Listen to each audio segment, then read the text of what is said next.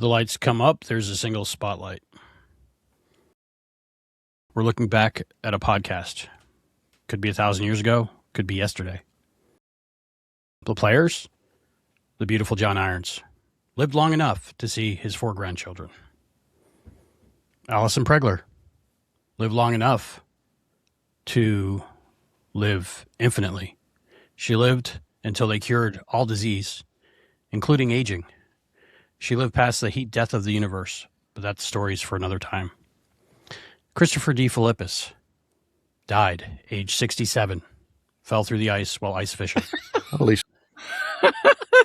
Unfortunately, his body was never found.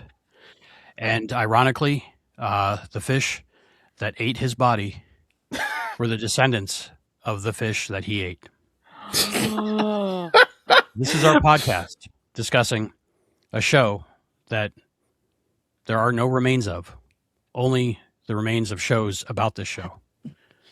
Me, I'm playing Albie, and this podcast is Treksploration. Hello, and welcome to Treksploration. I'm Albie. I'm Fishbait.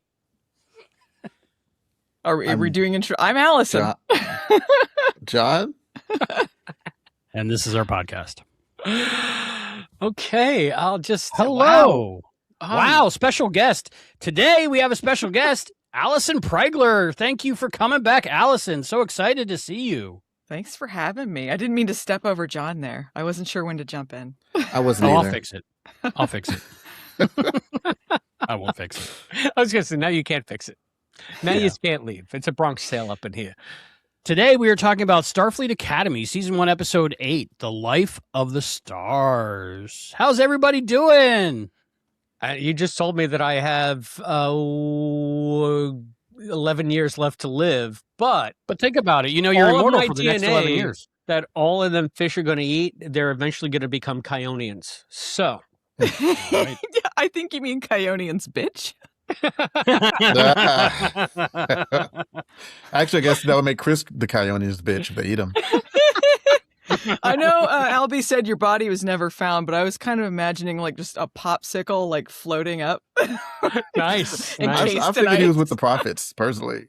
I got the hat. I got the hat. No one knows what happened to the Christopher. He got Cisco. Yeah, but you know what's sad about that? Allison lived long enough for the technology to be able to find you, no problem. She just didn't care to do it. She lived long enough where the technology I lived, but it's a tragedy. She could rebuild her own personal Chris. And it was just like, nah. Ooh, yeah, I'll rebuild everyone, and then we'll have a podcast. I'll have a podcast with the. It'll be so robot. Retro. Yeah, it'll be like it all comes around, Allison. It all comes around. Because Allison will be like, "Are you still doing podcasts?" She did appreciate the moments as they passed by. Yeah, that's true. I'm glad she lived forever. So we're talking about Starfleet Academy. I got to ask, Allison, have you been keeping up with Starfleet Academy?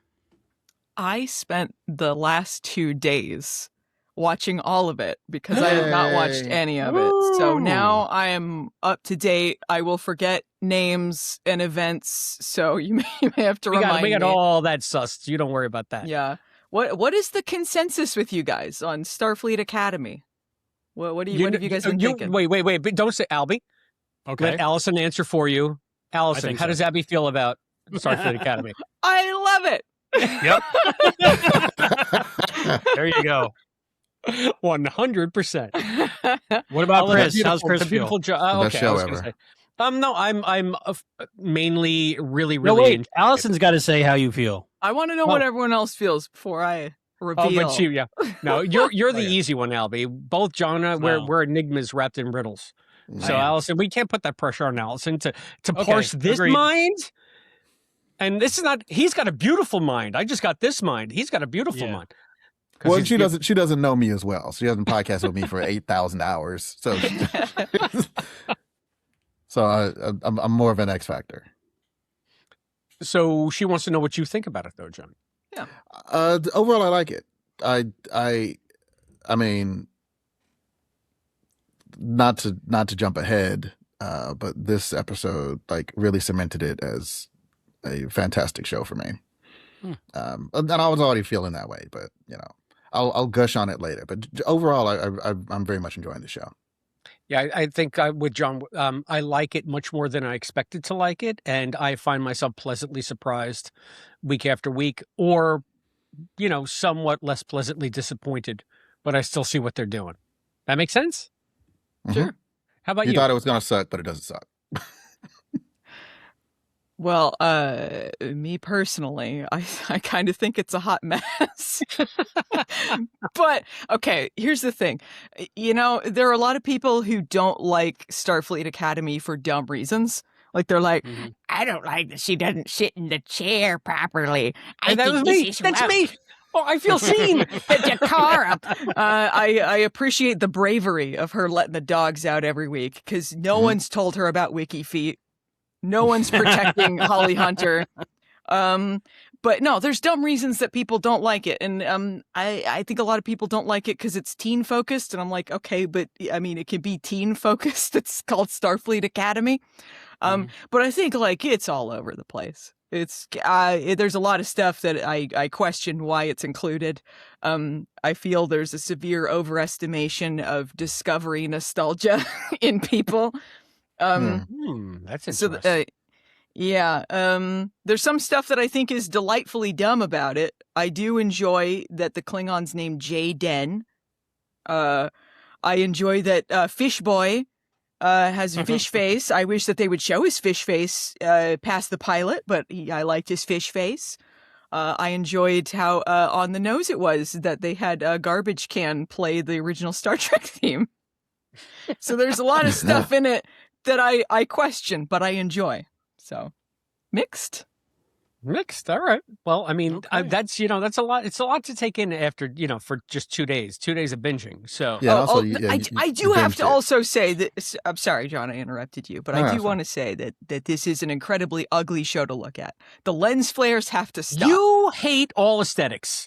This sounds like the lens flares. This is the quantum leap scene. Quantum Leap revival all over again. The Quantum Leap revival also looked ugly, but it didn't have as many stupid lens flares. On. This has the PP filter too. Everything's piss yellow. I don't like to look at stuff. My name's Allison. It doesn't look like Charmed. Ugly as hell.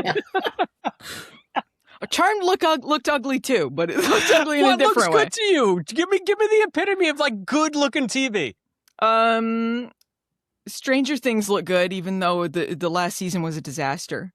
Poker Face looked exceptional. There's a lot of really good looking stuff, but there's a lot of really lazy bad TV that looks really bad. I don't know if this one's actually lazy. This one is just they've made aesthetic choices. People were making fun of the J.J. Abrams stuff for the lens flares forever, 20 years ago, and they decided to bring that back. It's not good. I don't want to be blinded by a sun or a light. There was a lens flare in a staircase in a scene. Sometimes they trick you into thinking that there isn't a lens flare, and then someone moves their head, and then a lens flare blinds me, and it's physically painful to watch at times. It really is.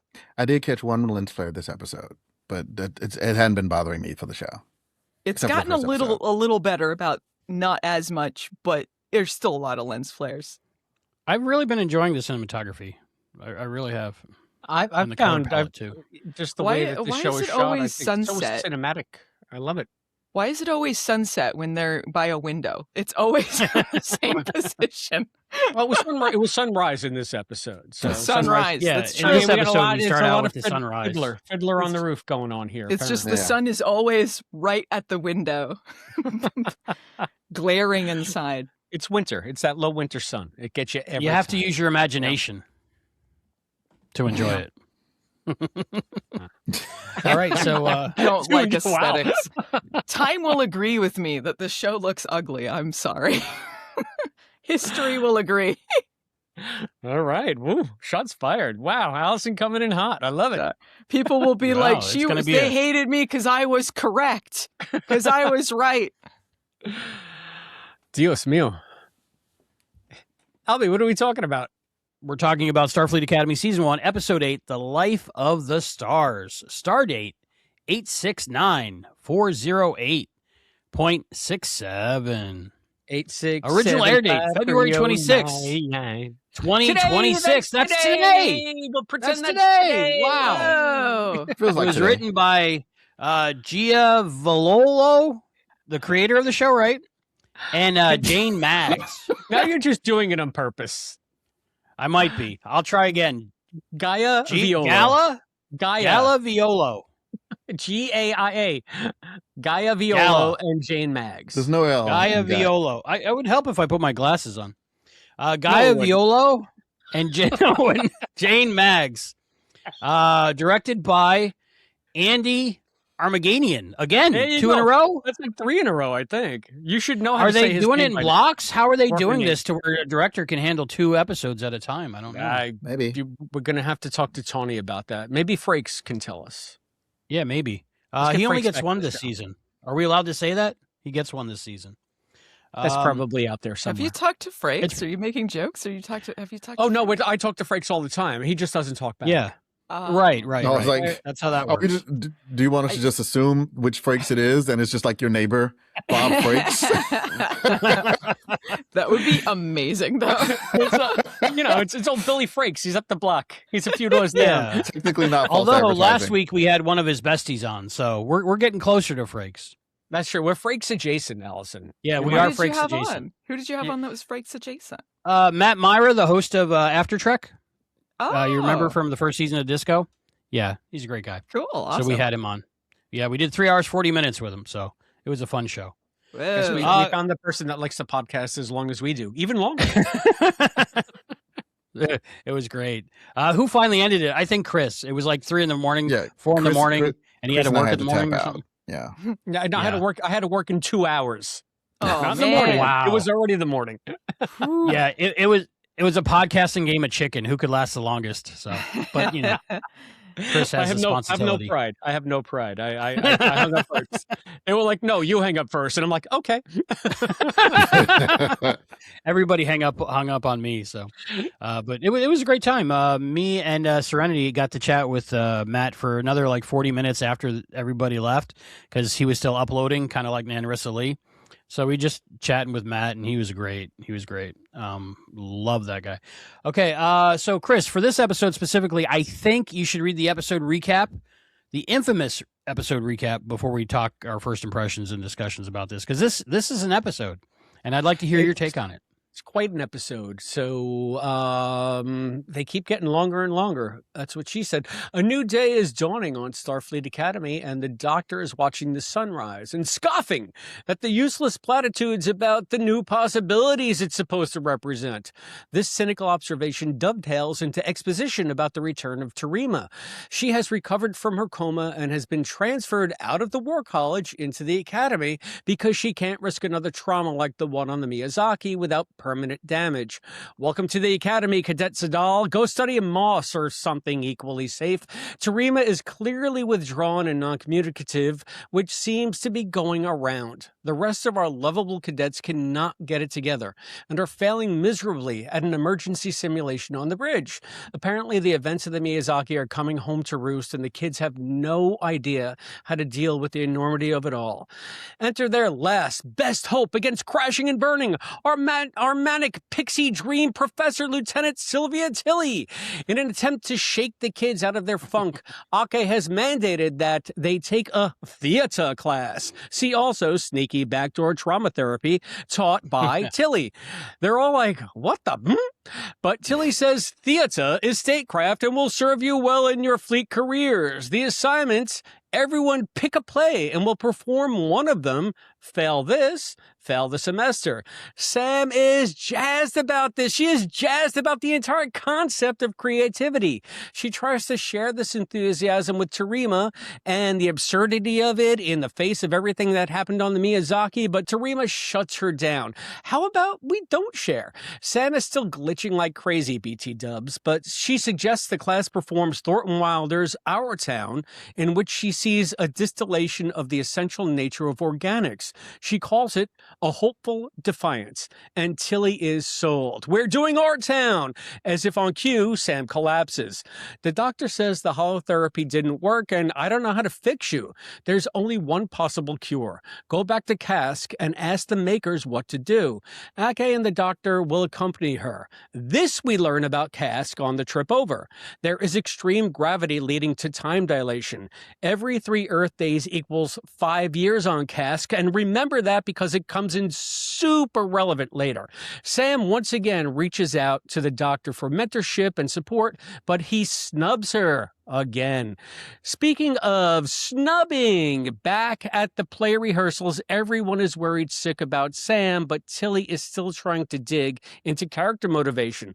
Tarima is like, how about screw this touchy-feely I'm a victim crap and we'll just walk it off. She proceeds to call Caleb for a drunken booty call. He's like, maybe we shouldn't do this just now. Tarima accuses him of thinking she's a monster and pushes him away. Go find Genesis. Still drunk, Tarima confides in Genesis, and they have one of the best character beats of the series yet.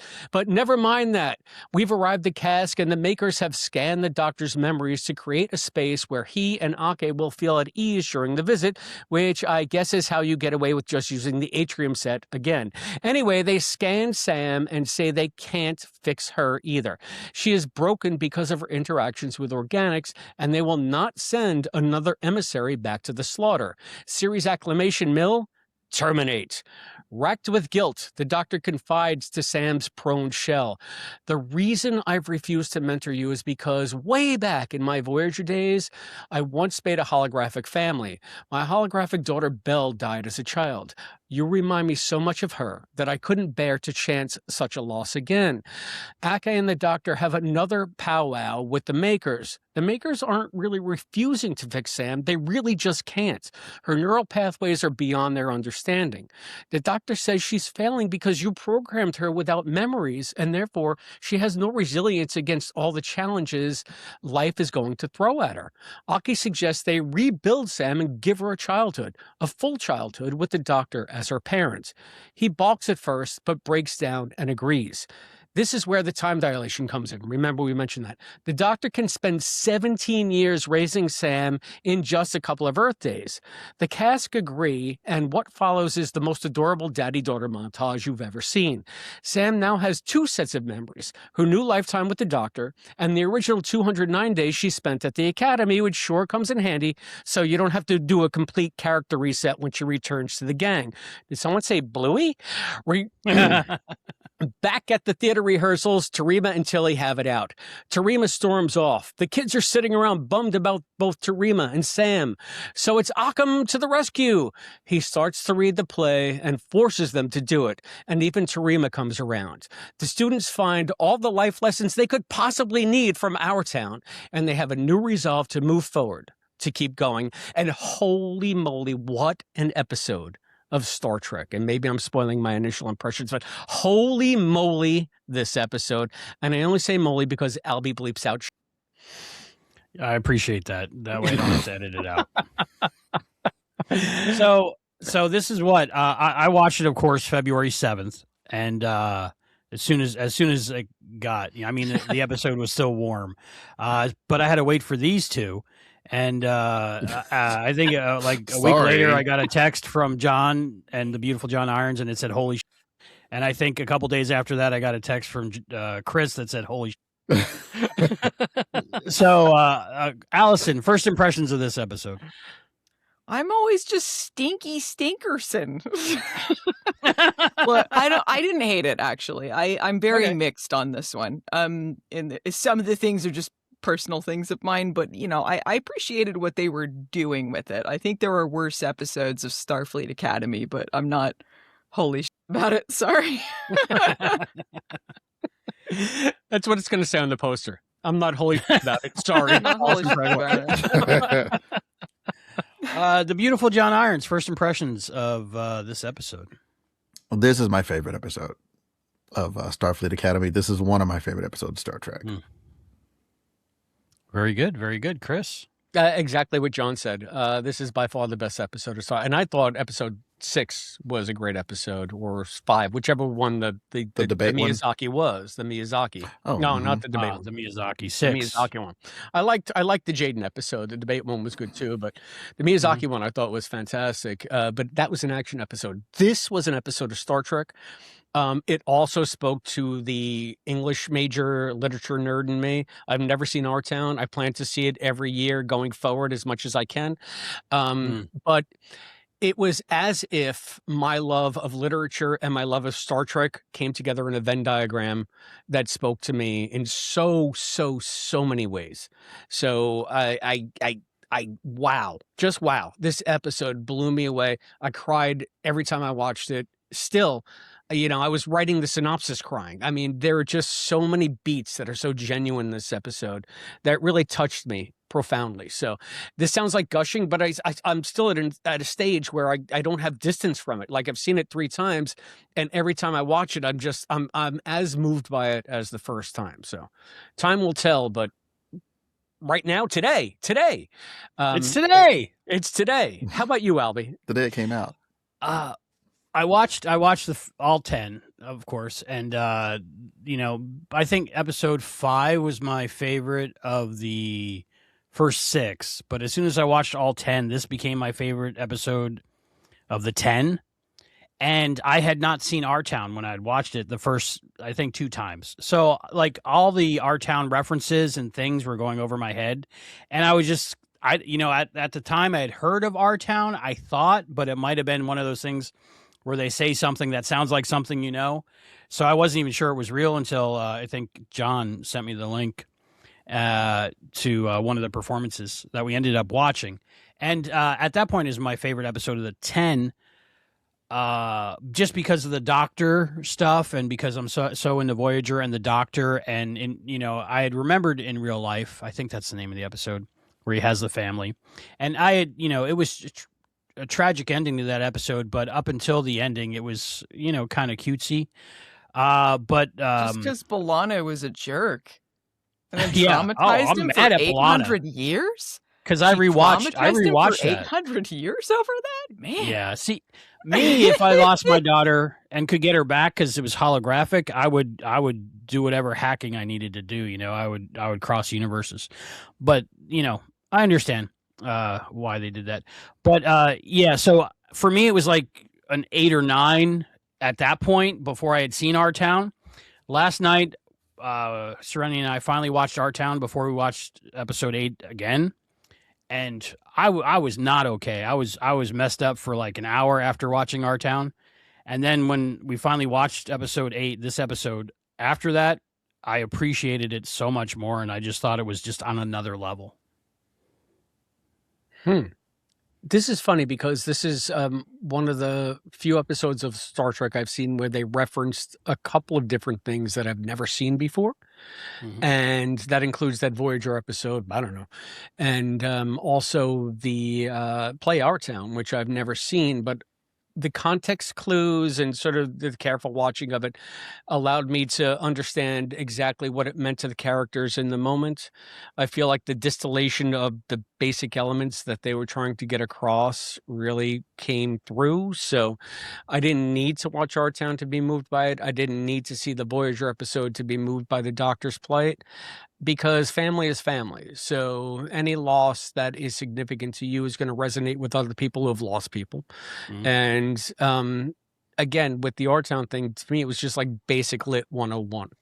So, and again, it spoke to a way that all fiction has spoken to me my entire life. And we can get into that a little bit as we go on with the discussion. But before we do that, I want everybody to tell us what they think.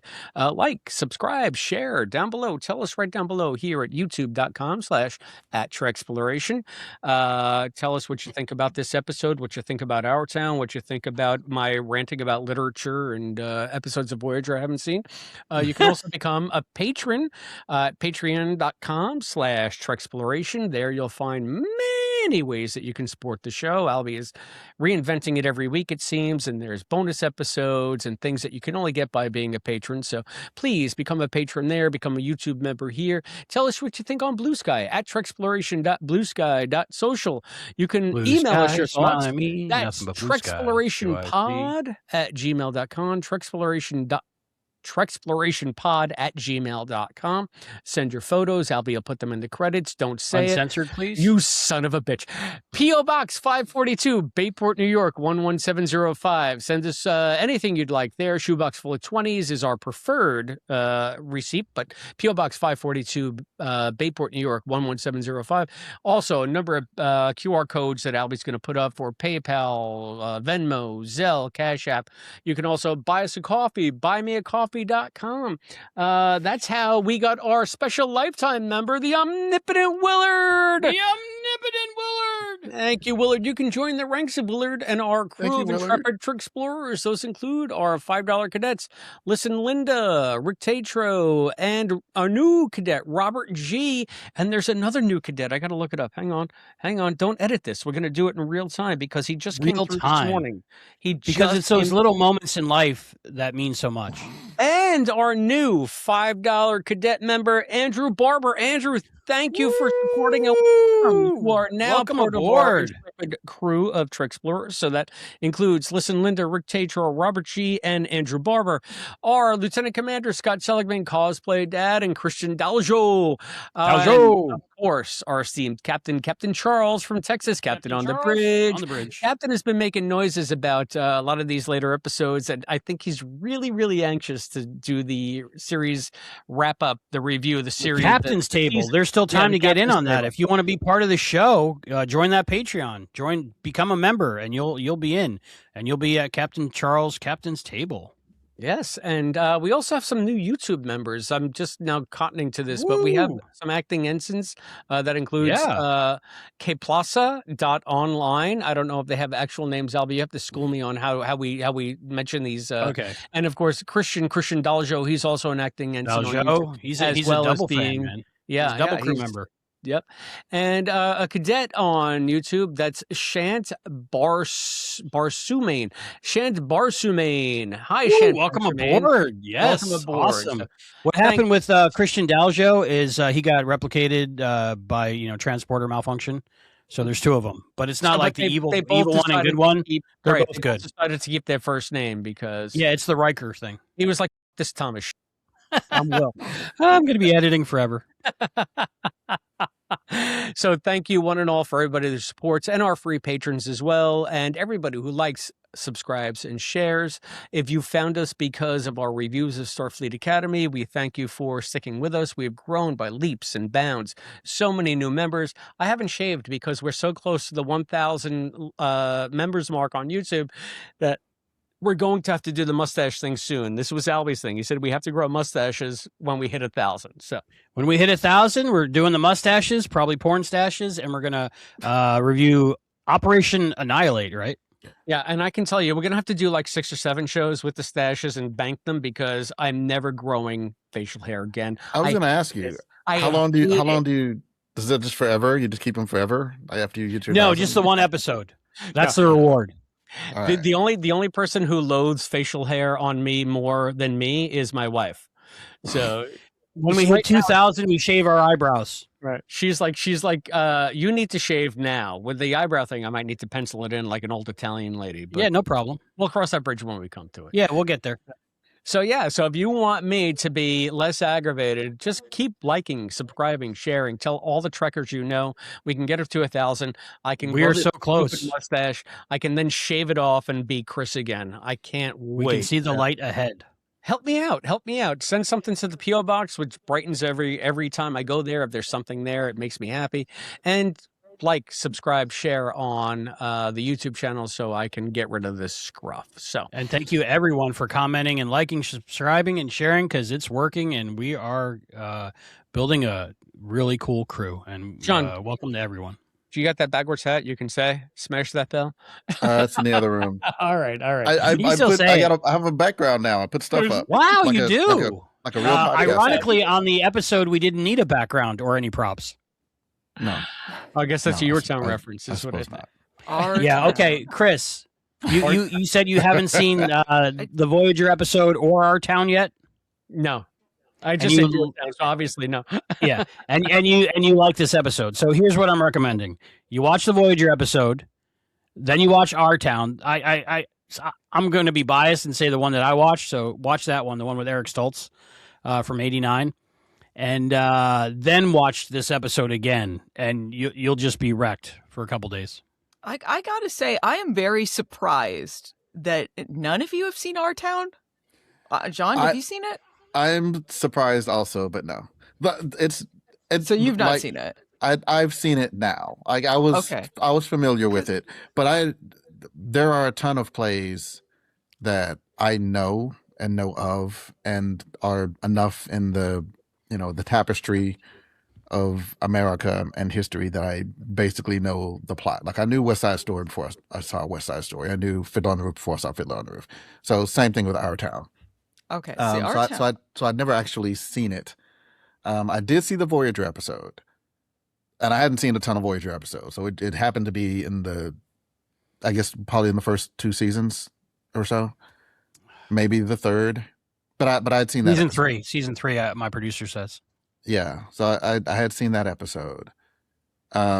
So I think one of the things that this episode did well, like Chris said, was these are the themes. Like we're gonna break it down for you. This is what this play is about. This is what these characters represent. This is but not in a way that was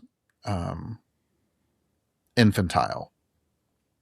Like it really was the characters musing on it. Like it was the Doctor and especially from their perspective, the Doctor and Ake talking about what it means to be in the play and outside of the play, like the stage manager, and the characters about what it means to cherish the moment, and Sam. Yeah, I'm basically just recounting the episode. You saw what happened. It was good. but I like that other thing with the thing. Wow, John, that was that thing they did, and then she did a thing, and she did a thing in response to that. Could you believe that thing? I didn't realize so many things. That thing. I didn't realize how much being familiar with Our Town informed how you interpret the episode, like going in knowing it, because I knew it because Our Town is a play that annoys me because it's so overdone. Because I think they expected because you don't need any props, you don't need any costumes, you don't need anything, and that's why a lot of high schools do it because it's very cheap to produce. But I will say, I think this episode helped me appreciate the themes of it more, because I think this was better done than any production of Our Town I've seen, because usually high schools do it. And if you've seen high school plays, you know the level of of acting you get from it. So I think like this did the themes a lot better. But it did annoy me going into it, and they're like, we're going to be exploring Our Town. And I'm like, oh, good. Our Town. But I didn't realize going in, like, knowing the themes of it actually really did help, because I didn't think about the fact that if you don't know what Our Town is, you might not know what they're talking about at first. The fact that the whole play takes place after she's dead, after it's like at a funeral. And so they're talking about, life and living life, like what was it? All of the important things were the things you don't think were that important in the end. The mundane things. The mundane things, yeah. And I do think perhaps Star Trek could use a little more of that, because one of the things that threw me off about Starfleet Academy was in the pilot, which was drastically different than the rest of the show, I found. They start doing this big CGI ship battle, and it's in the first episode. I don't know any of these characters. I don't care about any of these characters at this point. So I really feel like you need to have the mundane moments to care about the big space battles. And a lot of Star Trek now is too focused on the big cinematic moments rather than the little character pieces. And I do think Starfleet Academy is doing more of that. And sometimes that annoys people. Like they had the episode just before this, which was a lot of character stuff. And it was the lowest rated episode of the series so far because it was just that. I can tell you that one annoyed me the most, but having watched that one in context of this one, actually, no, the one that annoyed me the most was the Sam episode. But the last episode is retroactively better for watching this episode because it put some of the we saw in that episode into a little bit more of a context that resonated with me. When I was watching that episode, I was just like, we're wasting our time here. Why? And I invoked your name, Allison. I said, Allison always says that her favorite episodes are the quote throwaway episodes. I mean, you've said that before when we potted together, and I was approaching that episode in that vein of, this is a good character episode. This good, like, moments where we can get to know characters. But I came away from that episode. My final thoughts were, I know the characters as much as I knew them before, and I like them less at the end of this episode. So it had the exact opposite effect. I got to say, they called back to a couple of the themes that they referenced in that episode that they tried to quote explore with air quotes, and at least there was some retroactive resonance there for me. I'm not saying that episode will ever be good, but this episode makes that episode a little bit more palatable. I do feel like that episode, there were themes they called back to in this one from that, but they do feel very disconnected because they had the incident on the ship with all the cadets, and then they had that episode where everyone seemed fairly okay. They were dealing with some stuff, but they'd kind of bounced back. And then all of a sudden this episode, it was like they're not getting along and they're not dealing with this very well. And it felt a little disconnected to go from that to this. Completely. This should have been the episode after. Yeah, this should have been the episode after that. See, this should have followed that right away. I like that they did it that way. Because one of everybody's complaints, and I was lying because I'd already seen it. I knew they was going to do it. But but for the sake of the review, I was like, if I hadn't seen it, one of the things was like, okay, now everybody's just fine. But that was the point. Everybody was pretending to be fine, and they weren't. And right. I appreciated that the show did that they did kind of pull us in with that's not realistic, and so that everybody could complain about it. Not that that's why they did it, but that is how it is. Like, sometimes you do think you're okay. Mm-hmm. Sometimes you do put on a brave face and you're like, you know what, and you walk it off, like you said, like I'm not going to be the one to, everybody else seems to be fine with this, I can get through it too. And everybody's quietly suffering, and that's real. That's how it happens, like, a lot, until you just can't anymore. Mm-hmm.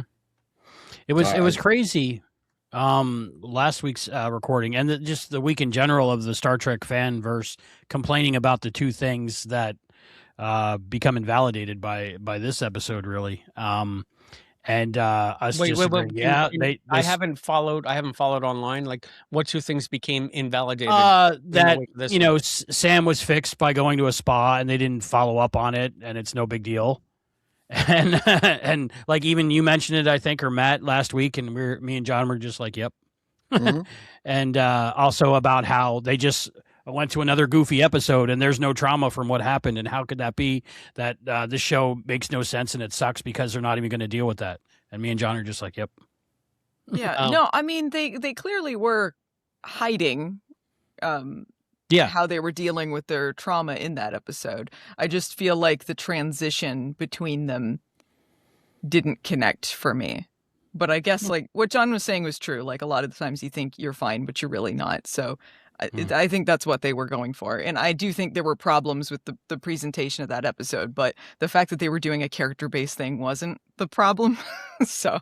Mm-hmm. Yeah, I mean, that's the one strength of the episode, and it's the greatest missed opportunity. Not to relitigate everything we spoke about last time, but I feel like I've crystallized more of what I've thought of that episode since we've seen it, and it's just very confusing. There are so many mixed messages, and there was so much good character that you could have mined based on things we've seen before that they just didn't. For the sake of having them do, toxic or non-toxic or shenanigans.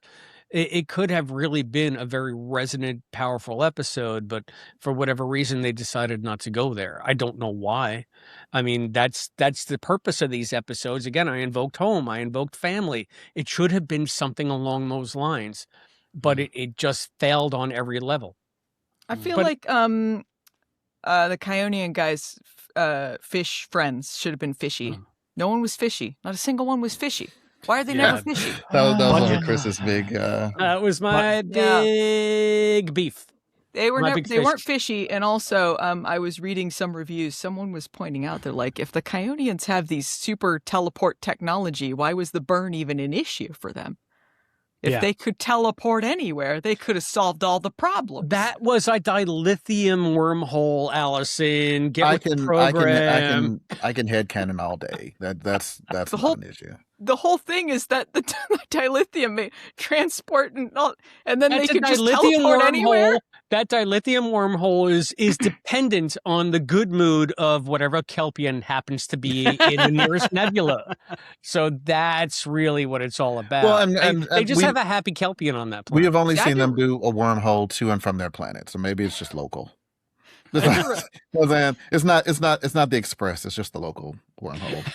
I had to remind myself what the burn was when I started watching this, because like I still haven't seen the last season of Discovery, but I did see the one with the burn. I was like, what was it again? And then I read the summary and I'm like, oh, that was the burn. Cowboy has a sad was the burn. That's all. All right. Okay. It started off this episode. Oh, so speaking of like kind of laying the groundwork for things, another thing they've been not, I guess, teasing, but like teeing up the whole season was what's up with the doctor? What's up with the doctor? Like he's clearly, what's up, doc? He's clearly got what's like cooking? What That's so funny. You go musical, I go Bugs Bunny. That is Bugs Bunny. Oh my God, it is. You better look out with that gun. You're gonna hurt someone. You gotta love Bugs Bunny when he's the opera singer, right? Sure. He doesn't sing the opera. He's somebody Leopold. He directs the opera. He's the maestro. I'm sorry. are correct. Every single time I'm at the opera and the conductor comes out on stage and everybody stands up and claps, I always under my breath say, Leopold, Leopold. Go watch Looney Tunes. You'll understand what I'm talking about. No, I got it. Kate and Leopold. That was good. Chris, do you love the Doctor because you also love opera? I love the Doctor more because I also love opera. That's an answer. Wow. When it started, that's right. When it started with Doctor's Log, I was like, yes. I literally said, yes. Finally this episode. They've been teasing forever. So the Our Town of it. After I saw the play again, I love that, they put these, three immortals walk into a shuttlecraft.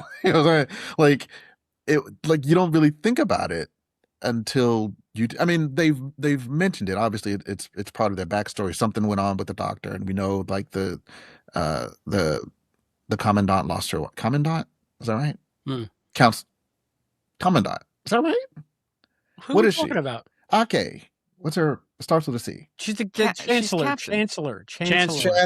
He's also like captain, but yeah. Chancellor's what I was looking for. Yes, also captain. It doesn't matter. I don't know. I'm hoping you're gonna be generous with the editing on this, Albie. I'm not sure. Oh, sure. Thanks. I feel like he's lying. Well, no, we just come back laughing for no reason. That's all. Yeah. I feel like we've earned that. I don't think anyone watching this channel would question it. Right. But no, I was very much looking forward to. I was hoping for Doctor and Sam, so that's great. But if it was just Doctor and backstory, I would have been happy. And I wasn't. I'd also mentioned, the one thing I knew is that Tilly's coming back in the show. That's the only thing I knew about the show is that Tilly's in it. It's not even like I'm a huge Tilly fan. I like Tilly. I wasn't like waiting for the Tilly episode. If she had never appeared, that also would have been fine. So like if you go back and listen to previous episodes, it sounds like I'm like, oh, but when's Tilly gonna show up? Like it's fine if she didn't show up. But it was, I think they used her like the right way and the right amount. Because I can say this. I liked Tilly more in this episode than I've ever liked Tilly. I think the only time I liked her better was in the one where she's with the cadets that have the unexpected mission, whichever disco Arctic episode that deal. was. Yeah, it was the ice planet from Star Trek 2009. Yes. I kind of thought you would like Tilly more in this episode because I like Tilly less in this episode. But that tracks. That tracks. Yeah, you got good instincts, my friend. Normally, I'm silly for Tilly, but I just didn't understand the direction of her anger and attitude that seemed disingenuous towards the students. Because that's how the teachers talk in the show. Let me rap with you. Let me swear with you, because that's what we do in this show. That's true. So I think we're beating around the bush here in the fact that no one likes Discovery, and no one cares when Discovery characters show up. I mean, I'm sorry. There's no Discovery nostalgia here. Even if you're into it, it went off the air 2 years ago. This is made by some of the same people. I didn't know Tilly was going to show up. And then when Tilly showed up, I kind of groaned at the presentation, like this is some legacy character, like, woo, hold for applause. And I'm like, I'm sorry, I don't care. I don't care that Tilly's showing up. She's not a favorite of mine. I don't know if she's a fan favorite of other people, but like, it's just self-aggrandizing nonsense to me. I don't mind how they use the character. The presentation really bothers me, though. Do you mean just like her entrance?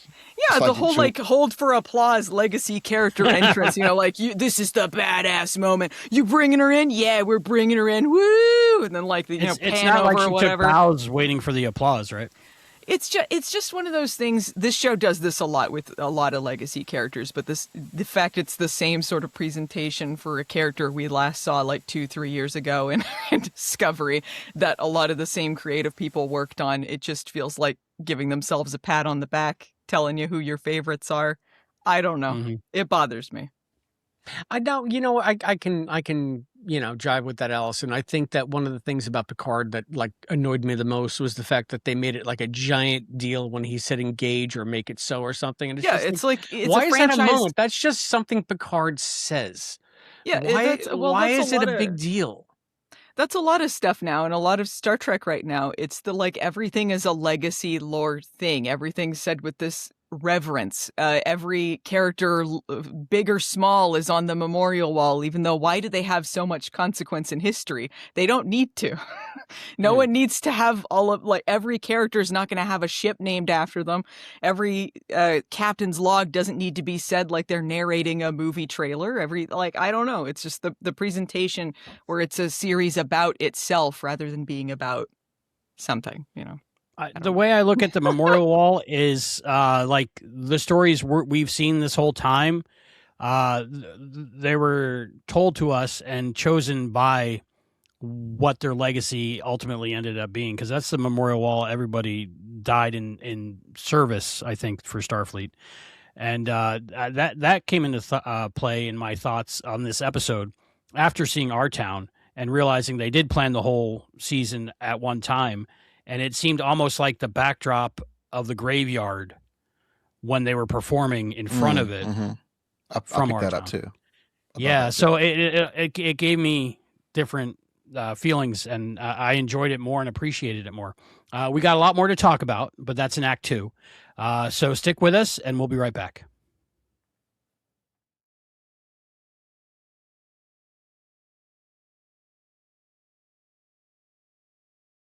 The podcast continues. You mean I'm going to save this caller? Yeah, it's old timey. We've done that before. What was that? The Big Goodbye? Maybe. We've been doing Treksploration for long enough to know that I don't remember every episode of Treksploration. We're almost what at I 200 said episodes on every episode of Treksploration. So we talk a lot for a long time about many a thing. I can't be responsible for all of it. I just can't. Even if it comes out of my mouth, I can't be responsible for all of it. So, Chris, you haven't seen Our Town.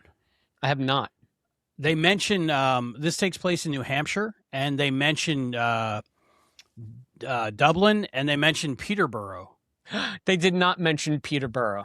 They did, and both me and Serenity popped, and the town it takes place in is probably right in that area, so we probably went through it when we're traveling to all the different New Hampshire sites. So should I give the context, or should you give the context? You can give the context. Someone should.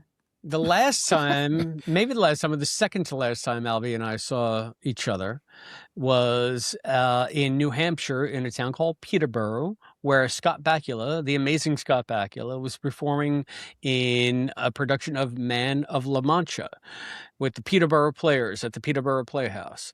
And we all stayed in a little motel right around that area. And so when you say Peterborough, I can only think of Albie and Scott and Rennie. So I didn't buy the T-shirt. Albie was there. He got the T-shirt. He got the whole thing. But I always get the T-shirt. So that's pretty cool. I had no idea. No, I've never seen it. It's funny because, you know, Laura and I don't like musicals. So whenever we go see a play, we'll usually see like a straight play. Usually try to do comedy. Usually pretty restricted on what's available. Like there are a couple of like local theater troupes around here that will do a couple plays a year, like 3 or 4. We used to see them quite frequently.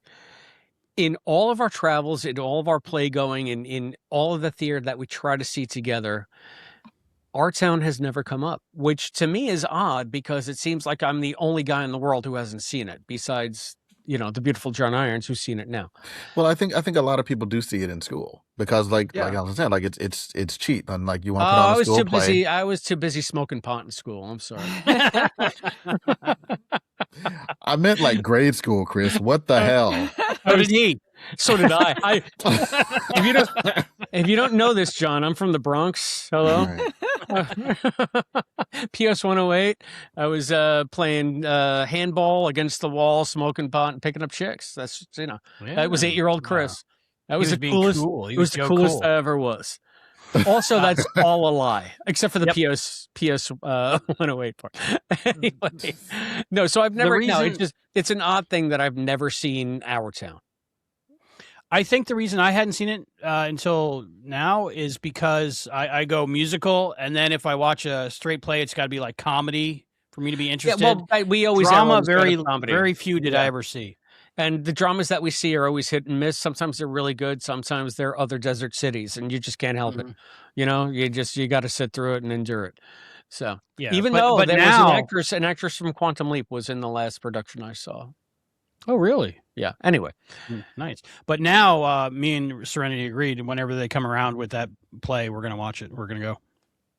Now I want to see it. I want to see it bad. I never wanted to see Man of La Mancha. Now I've seen it like 3 times because of Quantum Leap. So, and one had Scott in it. So, yeah, we saw it 3 times with Scott in it. There you have it. So, yeah, I mean, I didn't need to see it though to appreciate what it meant to this episode. I wonder if you'll like it less after you see the play because there's a lot of copy paste going on, but it's the important parts that make sense. I got through high school and most of college by knowing how to write a term paper and an essay about literature and plays and art. I saw the copy paste from a mile away. And I realized it was copy paste and I loved it all the more because of that. Okay.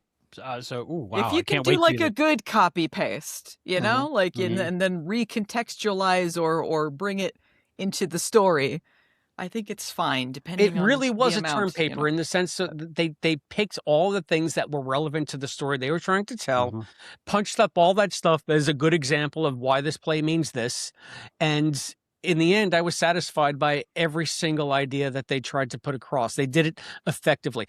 This is how I would have written a paper when I was in 12th grade. I also appreciated that they didn't lean on the holodeck. Like when How would you even do holodeck for our town? I guess you would. There's no sets. There's no props. Yeah, but just a black drape. Yeah, 2 ladders. Yeah, it's very iterable and a trellis. Every table and chairs.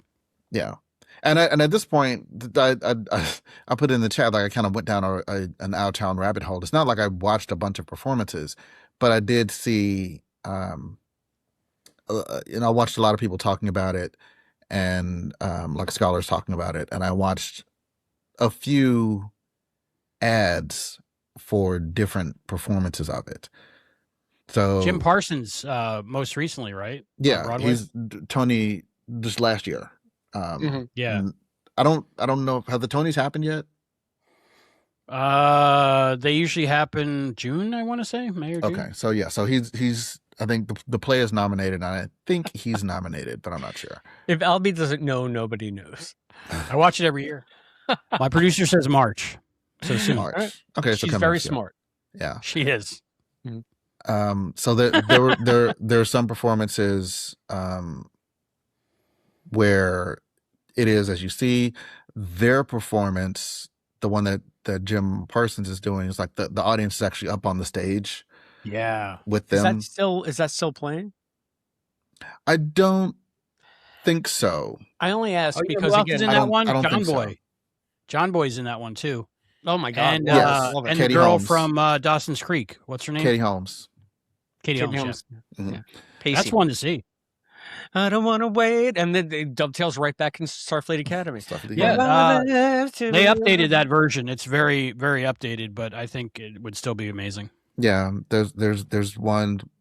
There was one that apparently was, I want to say, Tony nominated, also back in the 80s or 90s or early 2000s. One of them. It was in a decade that happened before now, and they said it like it was like a classroom. Like the whole play was like a classroom, and so like all the adults were teachers and all of the. And again, like this is just kind of the sense that I got because I didn't watch the play, but like, and like the people playing the teachers were actual teachers. Yeah. So, you know, if you're going to bring a play into Star Trek, if you're looking for a play that can fit anywhere, then this is the play. I had never seen anything like that because like a group of 12 people could just go anywhere and start doing it, and 10 minutes in, you would believe you're aware that they said it, you know. So, well, which version did you see, John? Watch all the way. The one that I sent you with Spalding Gray as the stage manager. Yeah, Eric Stoltz. Yeah, it was good. Yeah, amazing. George. Allison, let's go through your notes. I don't have notes. You don't have notes? I don't have notes. Okay, I'm winging it. You're winging it? Okay. We have talked about the R-Town stuff a lot, which I thought was the stronger portion personally. I know you guys were more into the Doctor stuff. I was actually excited to see a Doctor-themed episode because we haven't gotten a real focus on him in this series yet. So it's interesting to see, like, where is the Doctor now 800 years later? How has his character changed? I appreciated that they tried to tie some stuff into Voyager. It did kind of make B'Elanna seem like a monster because the whole thing with his holographic daughter dying was just because she's just like, this program sucks and is unrealistic. I'm going to reprogram it so she dies. It was kind of a jerk move in the episode too.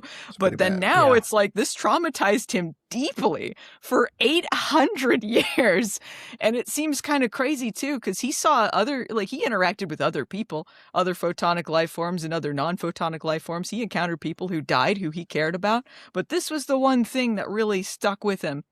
But I get narratively how it connected with Sam.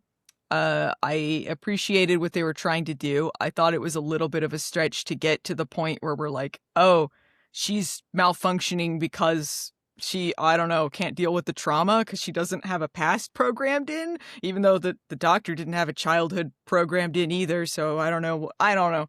It just seemed like a little bit of a stretch, but I don't know. I find myself constantly really wanting to like Sam, and I do like Sam a lot of the time, but there's like certain story elements that I feel like it kind of like it's almost there, but it isn't. But I do like the vibes of her character a lot. I do enjoy her performance. It's funny you say that, Allison. I know that the Emissary episode was supposed to be Carissa's episode, but this is her episode. I bought her so much more, and I cared about her so much more in this than I did about that DS9 episode. And she really came through. She nailed it in this one. That other one was just a little too twee, a little too, and then it just completely ruined DS9 for all time. So we've been there before. This one, I felt for her so much. Not having seen that episode of Voyager, it doesn't surprise me that your flip about a plot point on Voyager that was just throwaway, because I feel like all of Voyager was throwaway, almost all of it. It was just like they did not have any it was trying to go back to like, it was TNG, but sort of TOS.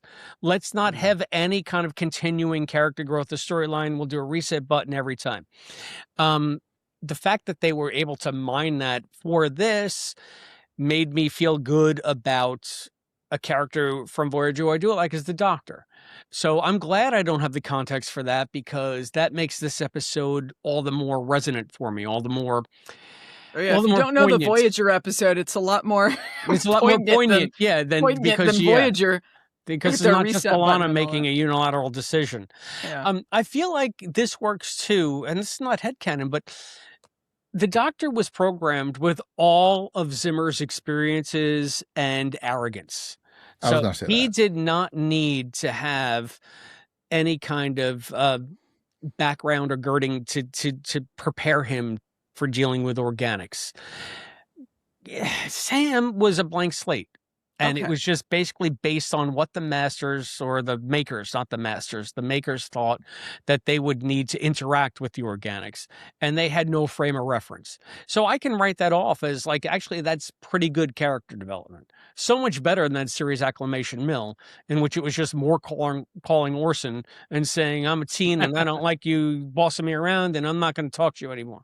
The end. Mm-hmm. And also I'm an emissary and I play the theremin. It's like, what? You know what? You said this episode retroactively made a previous episode better. This episode made that episode better for me because of the whole emissary thing.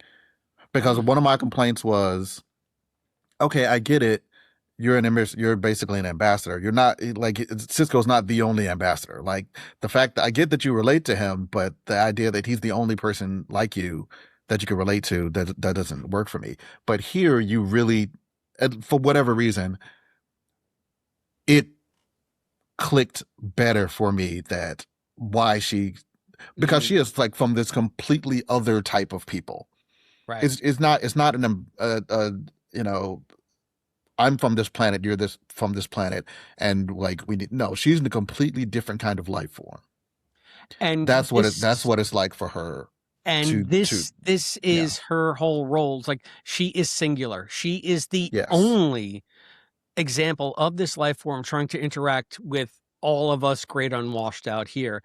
I wish they would have hammered that home a little bit more in the Sam series Acclamation Mill episode, because like you said, John, I mean, there are other emissaries, there are other ambassadors, but the singular nature of Sam here is so much more apparent than it was when she was comparing herself to the Sisko. Agreed. And it's not even that she's even different from her makers. She is unlike either, but she is like, they can't even meant to be both. Yeah, they don't get her, like they made her. Yeah, she's not like them. She's not like us, and she's got to be the bridge. Like, works so much better in this episode. It's another thing that I had was a snarky aside in my recap for series Acclamation Mill. I said, if only the makers had access to a photonic being that had spent the better part of a millennium speaking to organics, maybe they could understand what they need to and not sense them. And they even said in this, we've scanned all of your memories, everything. We find your life fascinating, but they still can't quite relate to his experiences. I think maybe because his basis again was Zimmerman, was being an arrogant human. So therefore he always had that basis as a defense. The first time you see the Doctor, he's just like, why are you even activating me? It's like, you don't need me. Turn me off. So he was on power saver mode. I guess, but that was one of the more refreshing things about Voyager. It was just like, there's no medical emergency. Well, what? Why? Why are you talking to me? That's why he was one there of was the best a lot of characters. good acting in this episode. We were talking about Carice.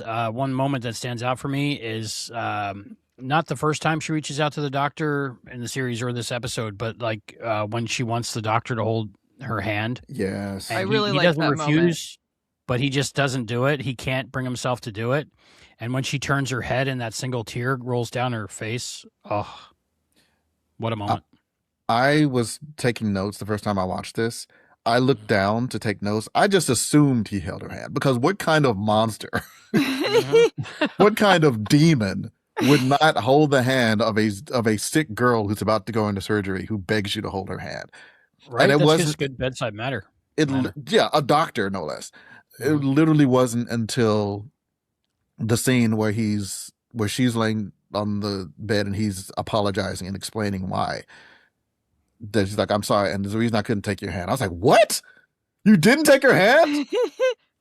Take notes the second time you watch it. Take notes the second time, I guess. Don't blink the first time. I mean, but come on. Who wouldn't? Like, He couldn't. Didn't even occur to me. His first holographic daughter. Didn't even occur to me that she wouldn't. Yeah, this really demonstrates how much he's changed as a character, though. Like how much he's developed beyond his original programming. Because when you think about, his first introduction, like, why are you even talking to me? Whatever. To this, where he genuinely cares about her.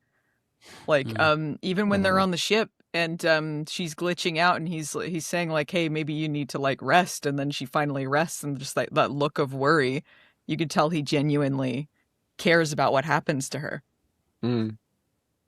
Yeah, I mean, it was heartbreaking. I mean, I've always wanted to be a parent. It's not going to happen at this point, more than likely. But I always wanted to have a daughter, and so whenever I see like father-daughter stuff on, it affects me profoundly.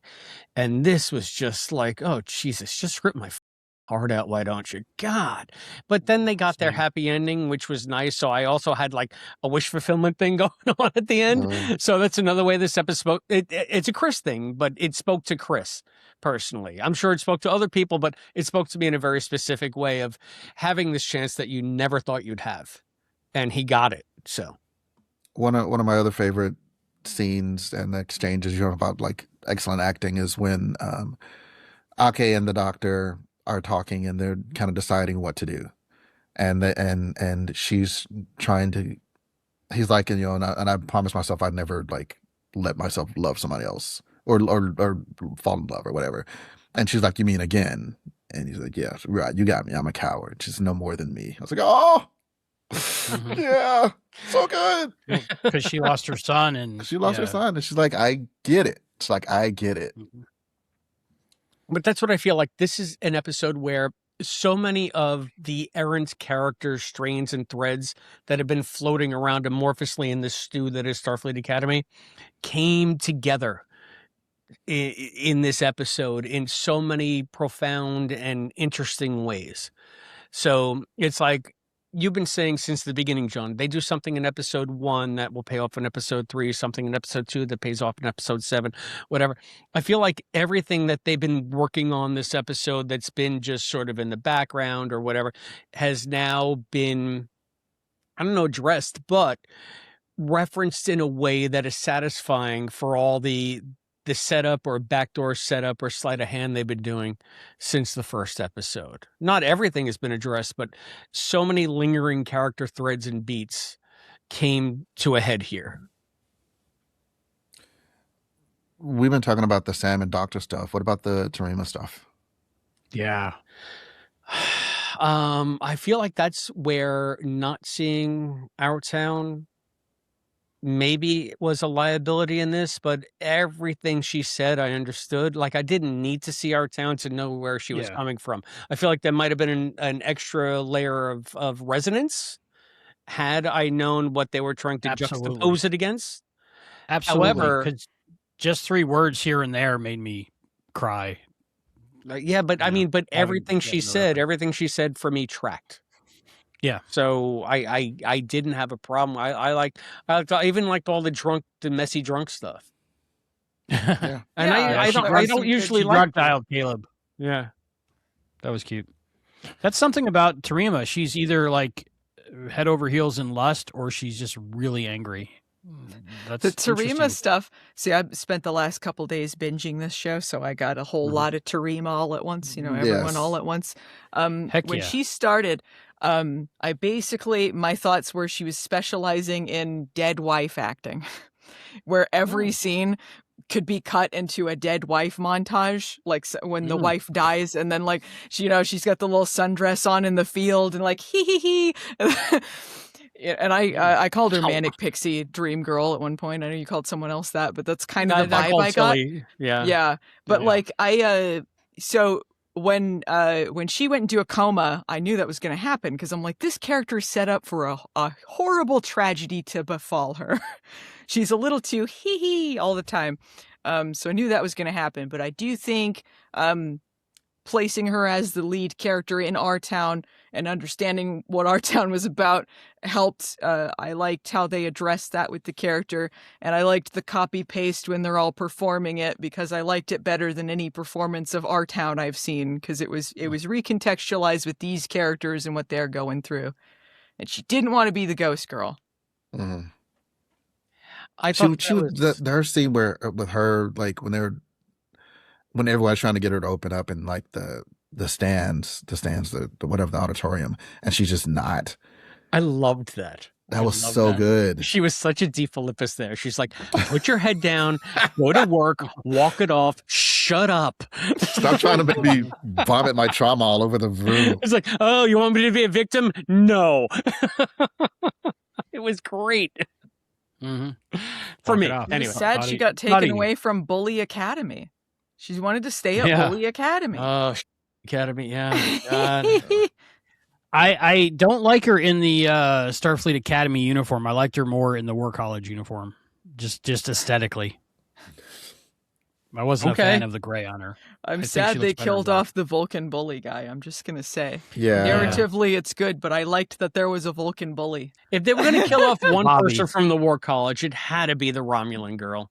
Was Zolo? Oh yeah. She was but you wouldn't. She was the biggest dick. She was, but also that's why. And presumably because you'd have been like, well, sure. It wouldn't have hurt as much if it was her. Yeah, you would have been like, yes. You would have been like Data in Generations.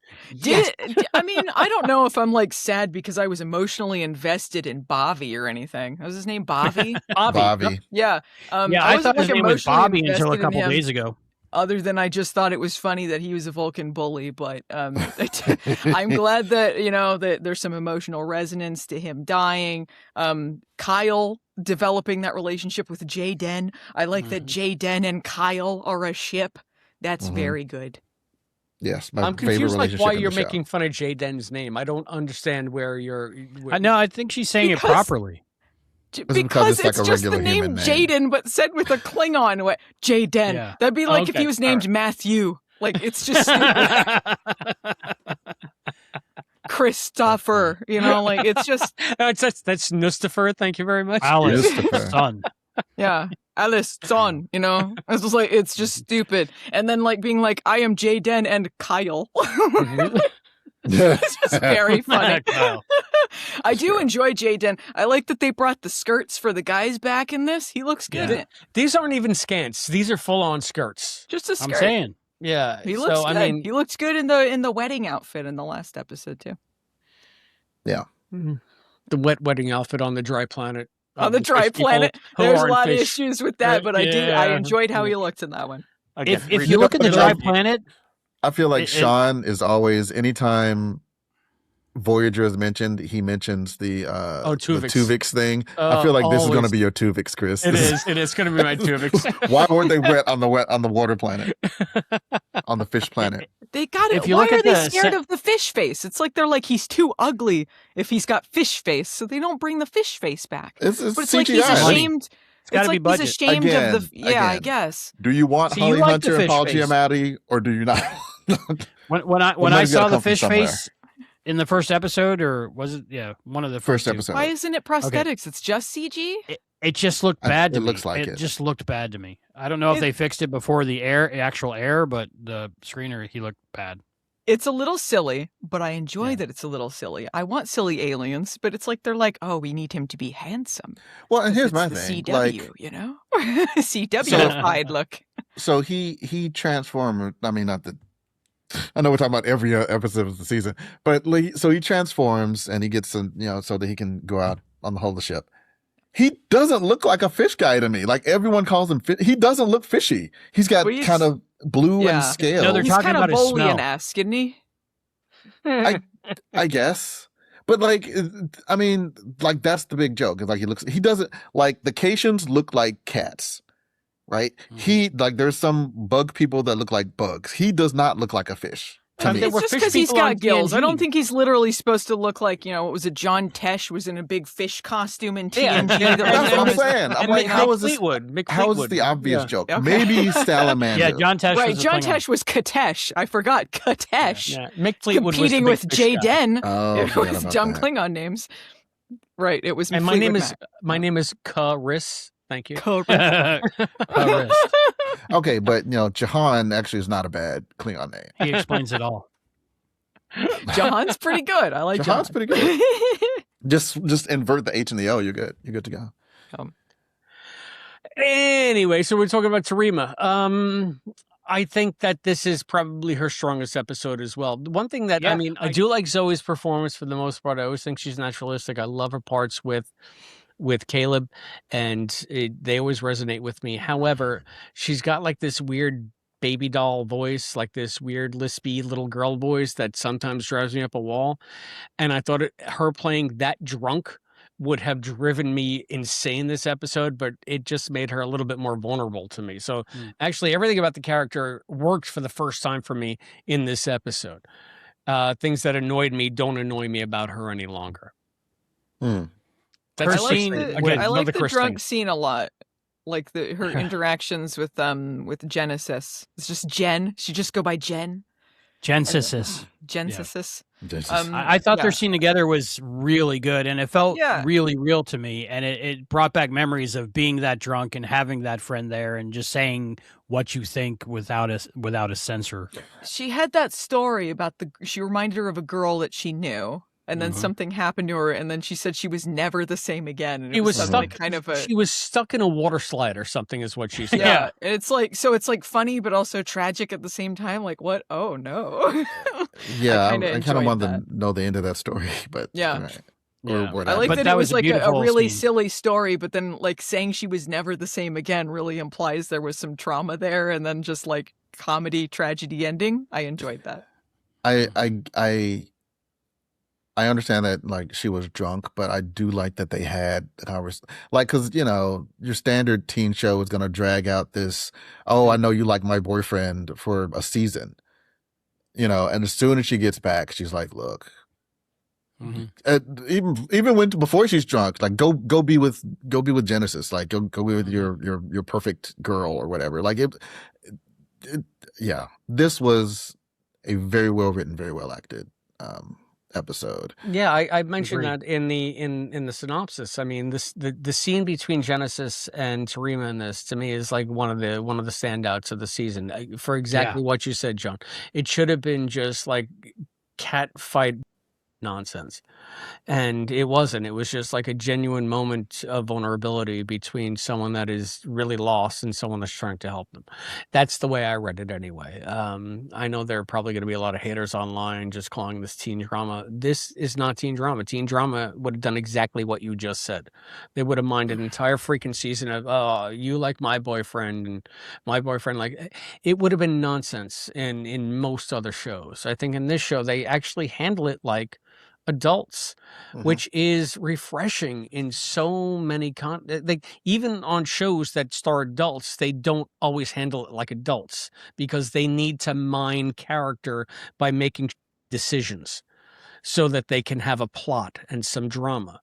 In this one, they cop to it right away, and it's a non-issue because they got other stuff to talk about. Most shows don't have other stuff to talk about.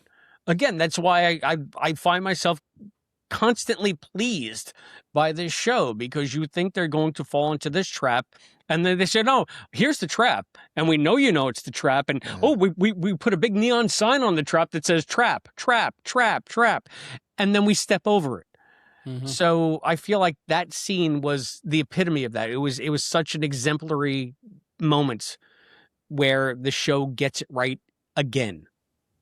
I feel like that was sort of an exception to some of the stuff on the show, to be honest, because sometimes, and this is a problem with a lot of Kurtzman track, really, is that there are no adults in the room. Ever. Like there's so many interactions with the students and the teachers where it's like, it feels like no one's the adult here. And I'm like, why is everyone like this? the teenagers are teenagers. I get that they're going to do teenager things, even though they're not played by teenagers. You know, the kids do dumb things sometimes, but you know, sometimes you need to have more adults in the room, and a lot of the times they're like a little too loosey goosey with it. I think to be like, hey, let me rap with you, kids. But the fact, that they handled this storyline like that was nice. It's not dragged out like a Riverdale love triangle type thing. Maybe some more stuff will come of it. I feel like it's probably still going to come into play, but it was nice they addressed it that way instead of just having like the two girls are going to catfight about this. Well, I think Matt said it last episode when we talked about Terima and Genesis, because Terima, when she gets back, she's telepathic and she has that connection with Caleb, and she can sense emotions, so she knows those moments that happened between Genesis and Caleb when she was gone. So I think that influences her feelings, but she's also, still a young adult and slightly immature. And she has that insecurity and that jealousy, and she's like jumping to conclusions. But I honestly think Genesis isn't trying to get with Caleb at all. And I think the scene was just beautiful. The friend supporting another friend and holding her hand as she fell asleep and just reassuring her. With the ugly pillow. It was so beautiful that I remember watching it and thinking, wow. When the camera was swinging out and the music was playing, I was like, this, pure cinema. Also, one of the best uses of like music, I think, on the show. There's like the whole episode. The background music was perfect. There was a moment I thought they were going to make out, but I was just being hopeful. I felt some romantic tension going on. I feel like every single interaction between any two characters on this show, people feel romantic tension. What could happen? And it's good to have it there, I guess. So, I mean, I felt like, the whole thing, this is another thing where friends supporting friends. Like I felt like the Jaden and Darren thing with the breathing exercise during the debate episode didn't need to be romantic. This is another one where you're on your way to becoming the next you. And we're all here for you for that. And she even calls back to Sam because Sam is such a manic nerd, but she's like, I hate this pillow. And but by saying that, but she's acknowledging that she misses Sam and that she loves her too. And it was just so it was perfect. I'm sorry, it was perfect. Yeah, I loved the pillow call out thing because Sam was like, this came from someone's mind. And she clearly like just like I did. This came from someone's mind. Someone thought it up and somebody made it, just like art, just like the play. And it's ugly, but when she needs comfort, she gets that ugly pillow because it still does the job. It's still beautiful and functional, just like people. Yeah. She was definitely in that mode that she had just read Our Town. So that's why she was all philosophical about a pillow. She's philosophizing. Chris, we should start going towards our cool things we do to end Act 2. Oh, well, do we want to do... Is it rhyming? Is that the cool thing you do to end Act 2? I mean, he's doing the Batusi, I think. I don't know what that was. He was like swinging. Kicks. Episode Crush. Allison Pregler. We've never had you for Starfleet Academy. We always said episode Crush, but we've also made it like maybe MVP or the episode, the character on the episode that most affected you. So it's not so male gazy prurient. But if you want to make it like gazy, which it was never meant to be. But it was always that way because we're talking to Albie. Yeah. I'm lonely. I'm very lonely. I don't know. I guess the character that most affected me is probably the Doctor. Yeah. I'll go with that. Okay. So episode Crush is the Doctor. How about you, the beautiful John Irons? Who's your episode Crush? Beautiful John Irons. There's various contenders because the first person I thought of was the Doctor too, but also Sam. And also Terima. Those three-way tie, I guess. So I guess Sam. I do think all of three of them are kind of the three pillars of this episode, but she's kind of the in the center of the Venn diagram between them. So I'm going Sam. I'm going to go with Sam as well, because I feel like this is the episode that I realize now why they hired Carice for the role. I know that, again, Series Acclamation Mill was supposed to be her episode, but so much about that just did not land for me. Seeing her in this episode really, really made me feel for the character and like the character in a way I never have before. And she was fantastic. She was amazing. So it is Carice is my episode crush. How about you, Albie?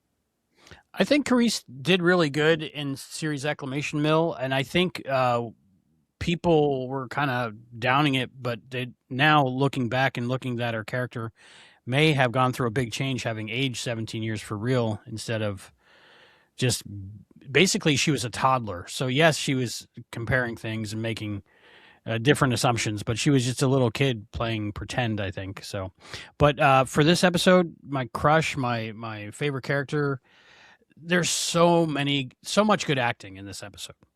I mean, you could probably go through most of them. I mean, even the actor who plays Occam in that moment that he reacts to his sister, that was an amazing moment.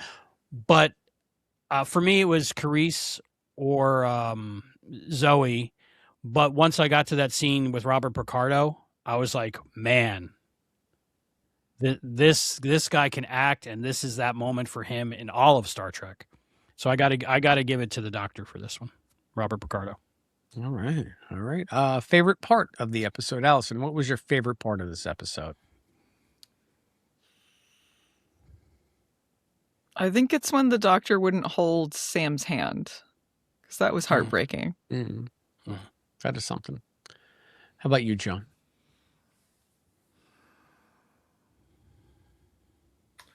Favorite part of the episode, with an asterisk, because there are a lot of great parts of this episode. I think the shuttle ride there where, Sam is getting worked up, and so worked up she's starting to glitch again. And she's just begging for just empathy or or whatever you want to call it, acknowledgement from the Doctor, and he just can't do it. And every now and then they'll cut to Ake, and she'll look hopefully at the Doctor because Sam will give him another chance, and he won't do it, and she'll just look so disappointed. But it's all just so. It's a beautiful scene. So that's my favorite part. The Doctor in that part almost reminded me of the people in the cemetery. It mirrored that a little bit for me. To where he was saying it's your life, it's not important, that's nonsense, and he was more from the perspective of having lived so long that he felt like a ghost, and he was trying to explain to Sam. I don't know, I just saw a mirror there. He even compares himself to a ghost at one point at the beginning. Yeah. And having just watched Our Town before that, I totally got it, what they were doing. My favorite part, it's almost a cop-out to say the whole episode. It is. I had to pick. You have to pick. Yeah. It's going to be the scene between Terima and Genesis. Outstanding. It was just, there's so many great parts. I cried so much. I was so invested in everything, but just the development of that relationship for me and that moment felt real. I wasn't watching an episode of television. I was experiencing it. So I have to give it to that. Chris. I'm going to do the cop-out thing where you guys didn't want to do it, but I can put it into context. I'll say, you son of a bitch. My favorite part is the whole episode, but my favorite part of the episode was the English class essay, lit class term paper nature of it. It spoke to me in ways that Star Trek hasn't yet, because this is something as an exercise that I would have looked for clues and things to make things relevant to other things and do the synthesis, this cohesion that comes at the end. And I thought that it was a beautiful study of how art affects life and how art reflects life. And to me, that's the best case scenario. And I'll go into more with my final thoughts on that, because it is somewhat, to me, profound. So yeah, it's just the whole lit paper feel of it all, the whole English major feel of it all for me. And also all of the relevant relevant opera that we saw in this episode. We have when Tig and Tilly get back together. So it's Tig and Mary, but Jet and Tilly. They're playing the flower duet from Lakme, and it's just like these two competing voices that are in perfect harmony. And you can't find two more different people than Jet Reno and Sylvia Tilly, yet they completely grok, like they bond with one another because of their shared experiences. And just that beautiful duet. Just, I even said on our chat, like the flower duet it's played so often.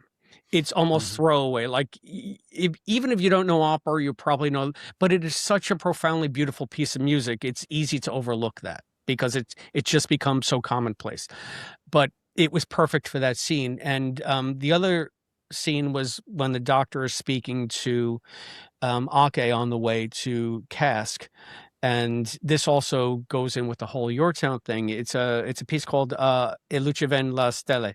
It's from Tosca. It's the tenor aria. There are two arias in Tosca that are like the stand-up arias. The one is Vese d'arte, which was in Only Murders Albie, like the last episodes of Only Murders last season. That's Tosca's aria. But the tenor aria, it's about a guy who is wrongly accused of a crime by a corrupt governor, and he's being put to death. Like he's on death row. And this aria is about him singing about all of the little things in his life that he took for granted that he'll never see again. What is our town about? It seems like, a cup, a vase, this, that. Thematically, it was perfect, and it was one of the best uses of opera I've ever seen in Star Trek, let alone Starfleet Academy, which has a lot of opera in it, which I love. But this is like you couldn't pick a better aria for the theme of this episode. So that was also my favorite part when he played that aria.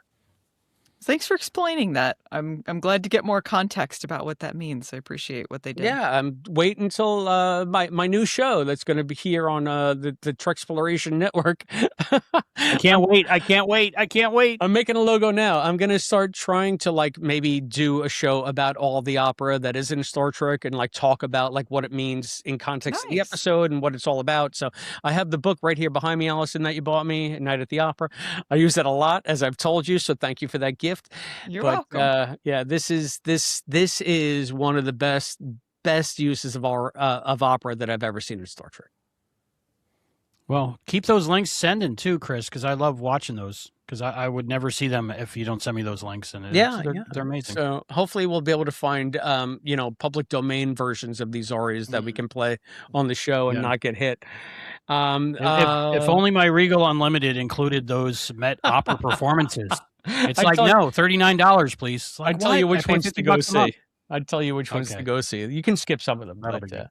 Tosca's not one of them. You should see Tosca. Trek and Tell. Do we have any Trek and Tells? I don't have one with me right now. I got an Alpha Tell. No. Hey, that's from Allison Pregler. And Pink Panther, he's in outer space. Whoa! I love everyone just starts looking at their tchotchkes like, what do I got that Star Trek? So he's close, right? Oh, okay. I do have one from our town. Does that count? I got this book from Allison, Night at the Opera. Oh, no, I do have a show and tell from our town. Does it count? It does. Okay, here it is. A Furby mug. Albie. Oh, that's beautiful. Nicely That's so funny. Is that, Look is at that a Voss? That is an actual prop from the latest performance of our town. That's good. It's the Voss they mentioned. Yeah. All right. So those are our Trek and Tells. That was a very short Trek and Tell. Okay, so I think it's time for trivia. Allison, the last time we had you for trivia, you failed miserably. Are you ready to fail miserably again? That's me. Oh, yeah, I'm ready. It happens every time. And then you'll tell me it's so obvious. So, Allison, we got you for 3 questions. If you can't answer it, then it moves to John Irons. And if he can't answer it, then it moves to I can't answer it. But it is cooperative gameplay, so all points go to Allison. Okay. All right, Allison, if you don't know this one, we're not friends anymore. What breed is Captain Archer's dog, Porthos? Oh, Beagle. There we go. Ding, ding, ding. That's I got one. it. I know the dog breed. He's such a cute little guy. I love Porthos. Porthos is is that an official Porthos? That is official Porthos Enterprise merch. Is it really? Yep. According to Albie, it is anyway. No, it is. Oh my legit. God, it's Porthos on the collar. That it's should have been your legit. Trek and Yeah, tell. Pips. It's too legit to quit. Oh my It God. will on Enterprise, I think. Exactly. I When we love start that doing they made a Enterprise. Porthos. I think the decon chamber has one too in the background. It's official. They just had Paul Giamatti on their show. Listen to that. It's pretty I gotta interesting. watch that. Yeah. I gotta watch that. Oh, we'll get to that after. Yeah. Question 2. Why does Commander Riker tell Ensign Ro Laren she is out of uniform when they first meet? Because they're earring. Wow, Allison, I remember for that. Ding, ding, ding, You ding. remember that's 2 Suddenly- for 2. The last I time know we did this, you were everything like, now. What? last time My we- hubris. I'm gonna fall There as we soon go. as the third one comes. we did this the first time. You were like, Star Trek, what's that? Star Trek, right. you mean? Oh. with Dr. Spock, Star Star Trek? Treks with an X. Didn't they? I might have to bleep a lot of this out. I've definitely 80s called videos. him Dr. Spock before, and then not thinking about it, and then it's not. He's not Dr. Spock. No, All right. different. That's different. That's different. Robert Bloch wrote the original series episode Wolf in the Fold. Name the novel he wrote, which became a 1960 Hitchcock thriller. Psycho. Ooh. Psycho, 3 for 3. Woo! Bam! Somebody Look at that. hit the You didn't even sound. need to honor I'm me. the queen of the world. I'm shocked. You win. I am You win shocked. Ever. Allison, the you only won time I'm gonna- Treksploration. What are you going to do now? I'm going to Disneyland. Aim Congratulations. higher. Go to You can Disney do World better. so I can visit. Well, congratulations. I guess it's time for final thoughts and ratings of this episode. We usually Final go thoughts to and our ratings. guest first. So, Allison Pregler, final thoughts and ratings for this episode of Star Trek, Starfleet Academy, the life of the stars. This is out of what again? What is the Okay, scale? so 5 wacky objects from the episode. Yeah, so and you can go as far as Albie. Should we have somebody else go first to show how it's done? I thought that Al. Okay, yeah, let's have guest. I've done it before. I just don't remember this game. All The right, beautiful John Irons. John, your final thoughts and ratings of this episode. My final thoughts. We can save for the after show. I'll go through my notes like really quickly in the after Yeah. show. But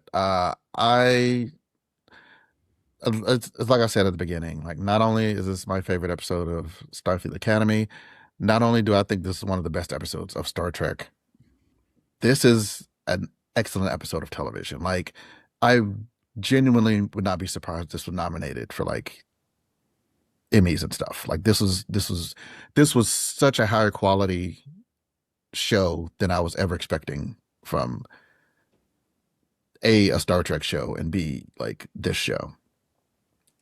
So okay, all right.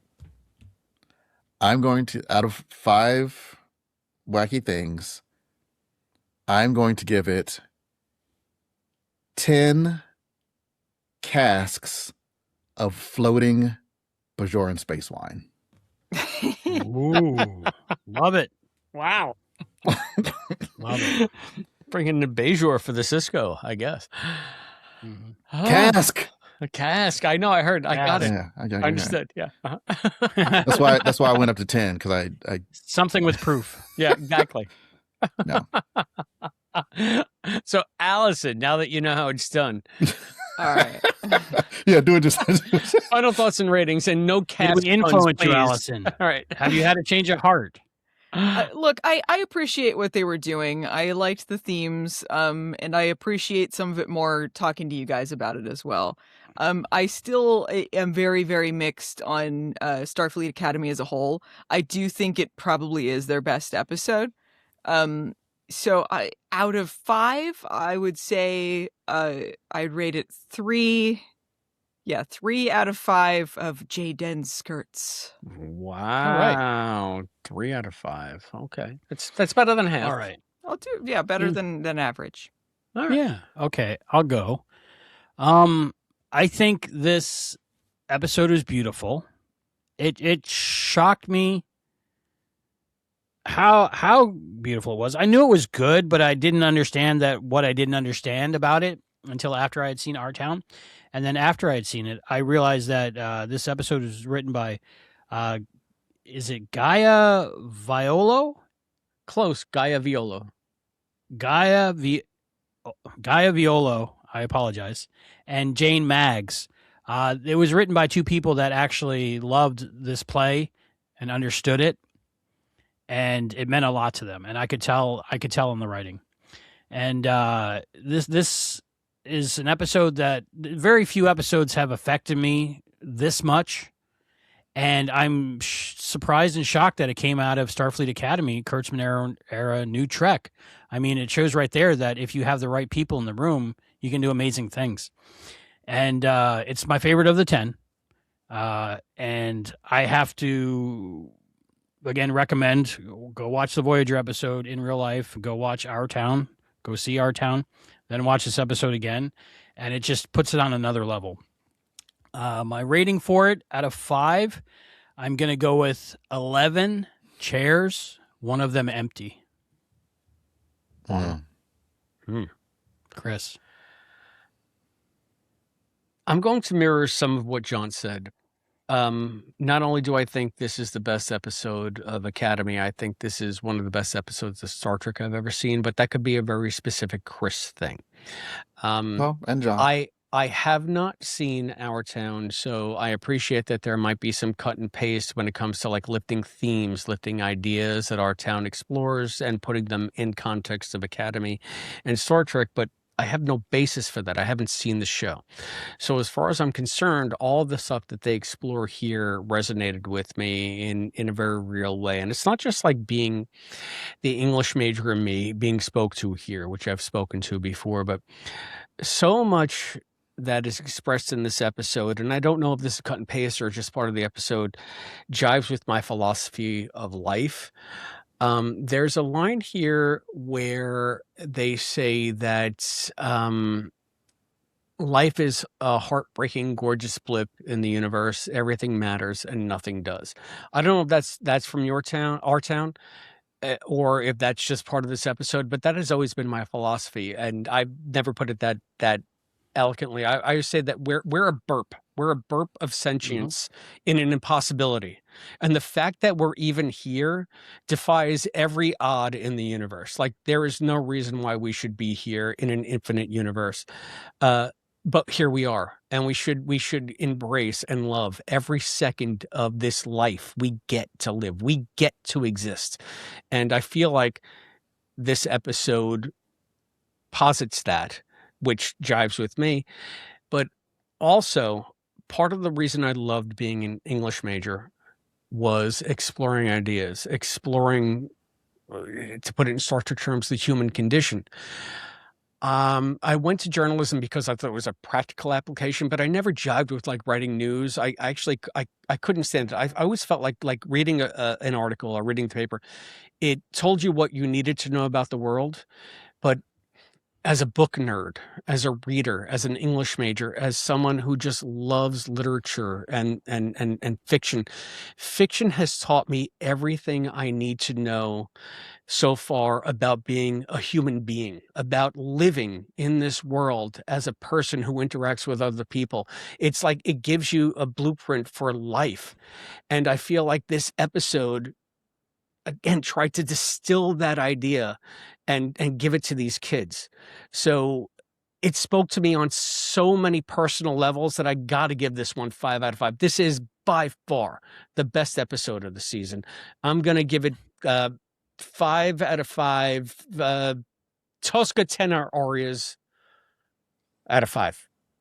So yeah, this one, I feel like it was written for me. That's my, I'm sorry, a little emotional. Anyway, that's my take on this episode. We want to know what I got to go from that to shill. Okay, I'll do it. I'm going to get it done. We You want to can know do the what shilling you... in you can do the shilling in Act 3. We'll do it quick. We want to know what you think about this episode. You can do so right here on the YouTube channel. That's youtube.com/@Treksploration. If you're listening on the pod feed, come here, leave your comments. You can also do it on our Patreon page. That's patreon.com/Treksploration. You can give us money. I'm trying to get to Alabama. Yes, we're trying to get to Alabama. Email us, treksplorationpod@gmail.com. See you, John. All right. Hit us up at the post office box, P.O. Box 542, Bayport, New York, 11705. Send me your favorite novels. I'll read them all. PayPal, Venmo, Zelle, Cash App, QR codes, all over the place. Please support us and tell us what you think. Just remember, any comments that you make might be used in a future episode of Treksploration. Albie, speaking of future episodes, what's coming up next? All right, next up will be Starfleet Academy, episode 9 and 10. They're both airing at the same night. Ooh. So it's coming to a conclusion soon, at least season 1. The title of episode 9, which differs from episode 10 a little bit, but episode 9 is episodic log lines and titles are embargoed the Monday before that the episode is available to stream on Paramount Plus in the U.S. Okay, and episode 10 is sort of that one. Episode 10 is episodic log lines and titles are embargoed for the Monday before that episode is available to stream on Paramount Plus in the U.S. It sounds like the same episode, but we're doing it twice. We're doing the same episode in one show, so I think we'll have another very special guest, but another very special guest. Of course, not as special as Allison Pregler. We're so grateful to have you. The band's back together. The whole family's here. It just means so much to me. The fact that we all exist at the same time and can interact and be part of each other's lives. It's very meaningful to me, and I appreciate it. Allison, tell people where they can find you. Well, you can find me at Allison Pregler on Blue Sky. You can also find me on YouTube under my name or Movie Nights the series. I talk about So Bad It's Good movies. I also talk about Star Trek episodes. I do goofy videos on those if you're interested. They're so good. In Star Trek. Thank you. So and thanks for having me on. You know, when we're out in the graveyard thinking back on our lives, we'll think about the mundane moments like doing Star Trek podcasts with fondness. That's really all that matters, right? So I can't wait to hear Allison's parody video about this episode of Treksploration where she takes me to task for just loving literature and being a burp of sentience in a vast universe, vast uncaring universe. But yeah, it'll be good. It'll be Terima and Genesis. They'll be like, "Hey, girlfriends!" It's so amazing. It's amazing to talk to you again, my friend. Subscribe now so you get to see that. We need to do more. We need to do more more shows together, like in days of old. So. Yeah. All right. So that brings an end to Act 2.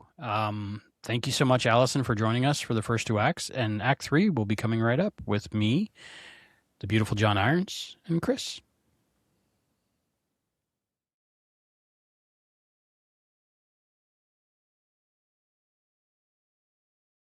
We've lost Allison Pregler. She's moved on to her destiny in the future, remaining the beautiful John Irons, Christopher D. Philippus, and myself as we talk more about this episode of Star Trek Starfleet Academy.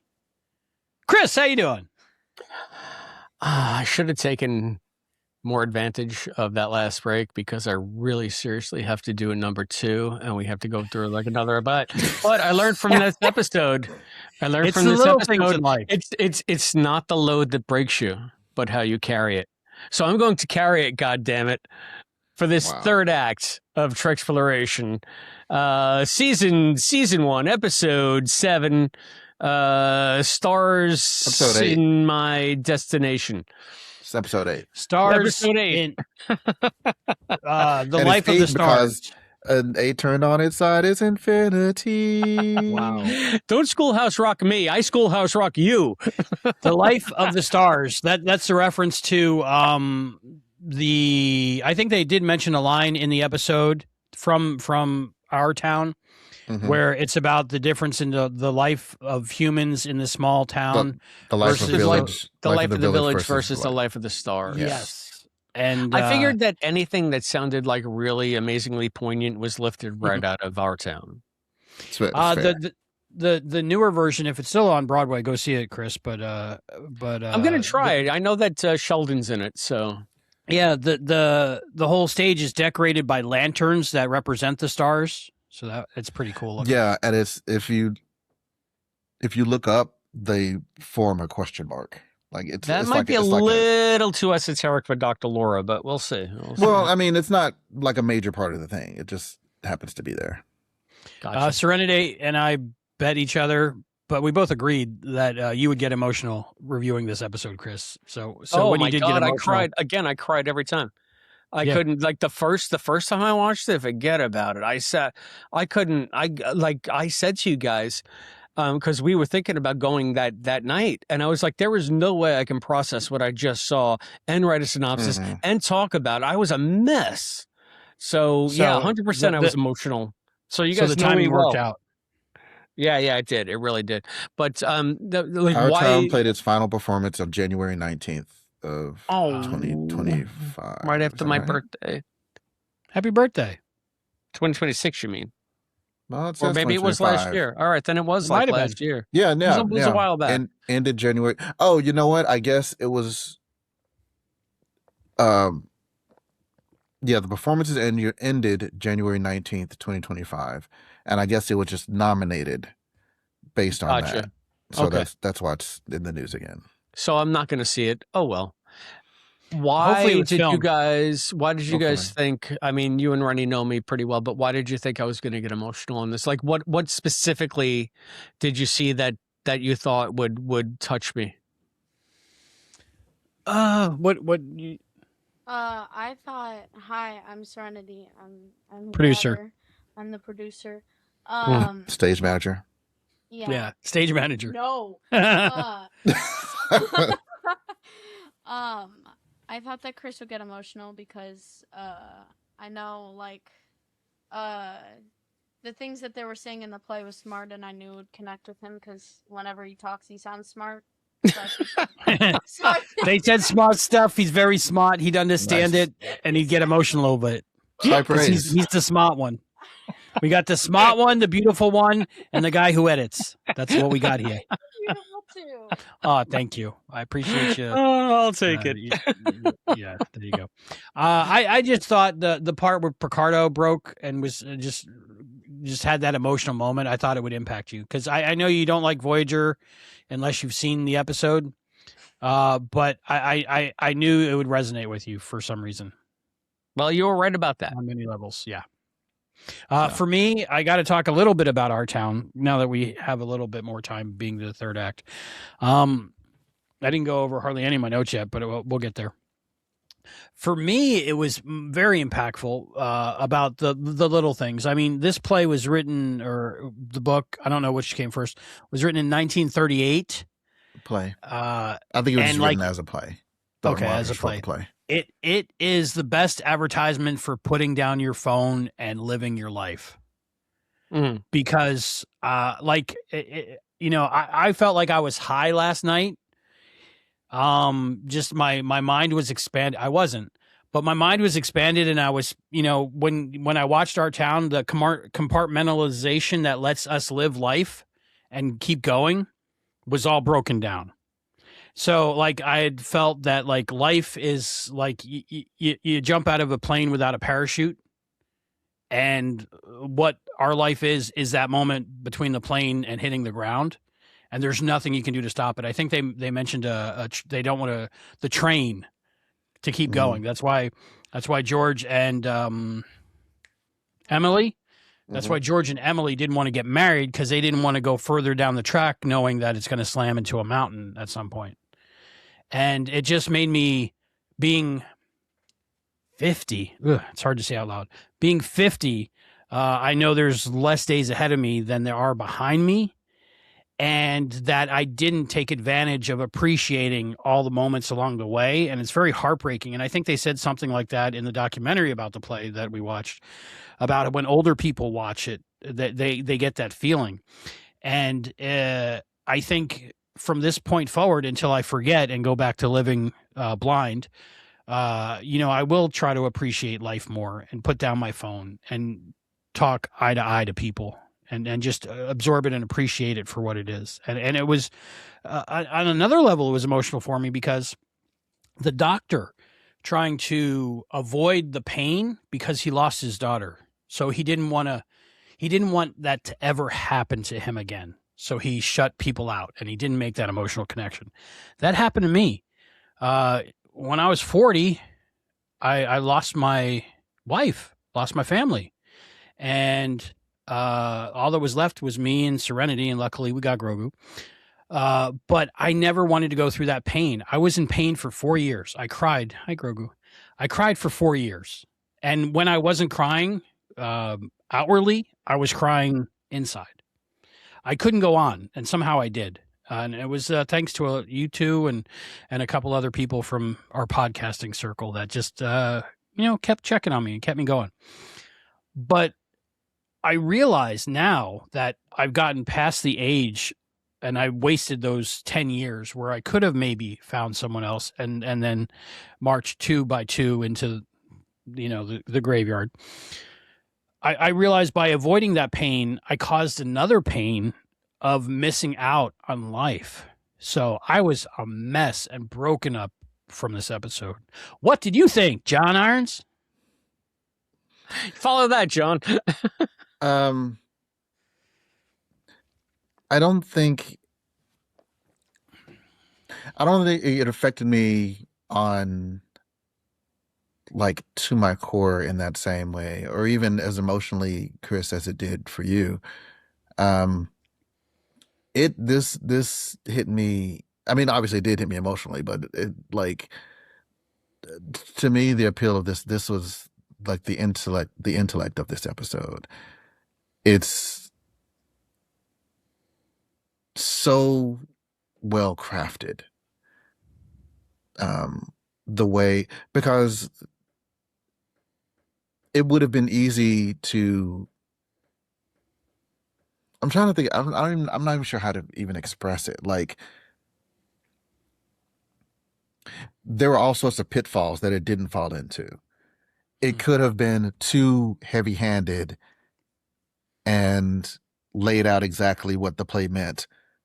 But it did do that. It did tell you exactly what the play meant, but it still worked. It didn't feel like condescension or diluting it in any way, because the characters weren't so much discovering the play as they were discovering what the play meant, or what it meant to them.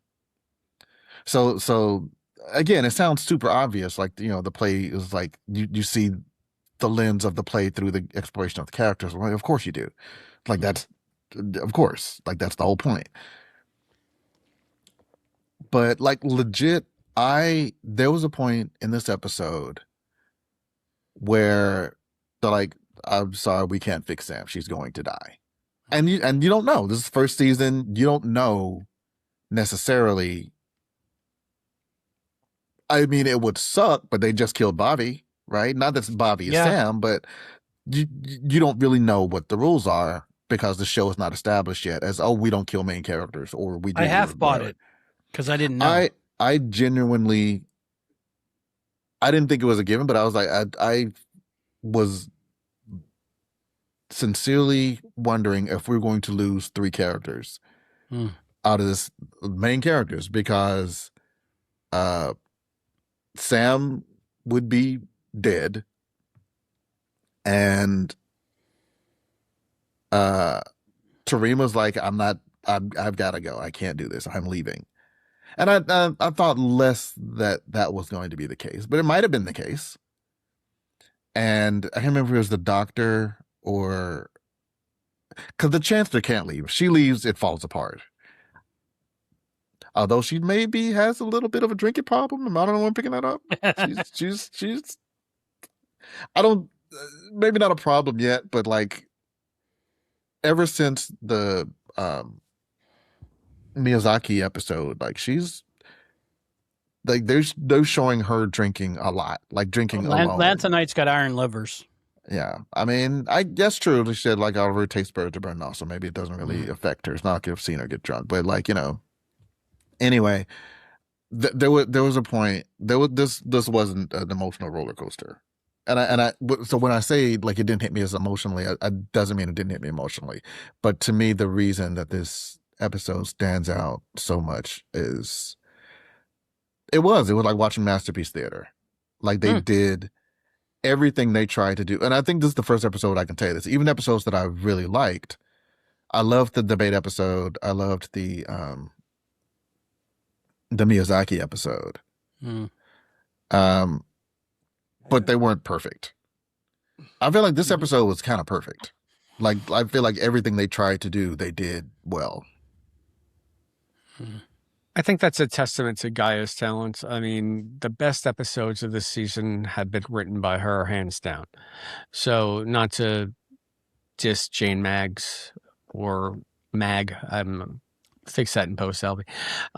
But I feel like Gaia has a bead on what she wants the show to be, and the other writers in the room are free to go about their tangents and do whatever they want as long as it's part of the bigger story and serving the bigger story. But when you want to get down to the episodes, these are the episodes that she's going to write. She's the creator of the show, right? She's the creator of the show, and she's going to set the tone for the characters going forward. We can have all these tangents here, there, but we're eventually going to center down, and it's going to be an episode written by Gaia that informs the show going forward. I think that that's good because she has a vision for the show, and they've allowed her to express that vision while giving her a broad latitude to go in many different ways that Star Trek hasn't been able to. And I think that's kind of the point of this show. But she's the one that always brings it home back to a more Trekkian sensibility to me. And obviously she has a lot more outside influences than Trek for Trek's sake. She's bringing other artistic voices to this that have, I guess, profoundly affected her. Or, I mean, just judging from the reverence for our town in this episode. Maybe she's gushing over something she loves. Maybe it's a mash note to the things that affect her, but it doesn't mean that's what it's not effective. But it's not it doesn't mean that it's not effective in the way it affects us watching this episode of Star Trek. It all translates. It's like paying it forward. It's not just this slavish homage. But it's like, this is what I loved about this, and let me distill it and put it in Star Trek terms so that you can love it too, which to me is fantastic. It's just like, wow. I would love to have an interview with like the cast and just how many of you have played in our town. You know, just I would love to see that cast young actors do our town.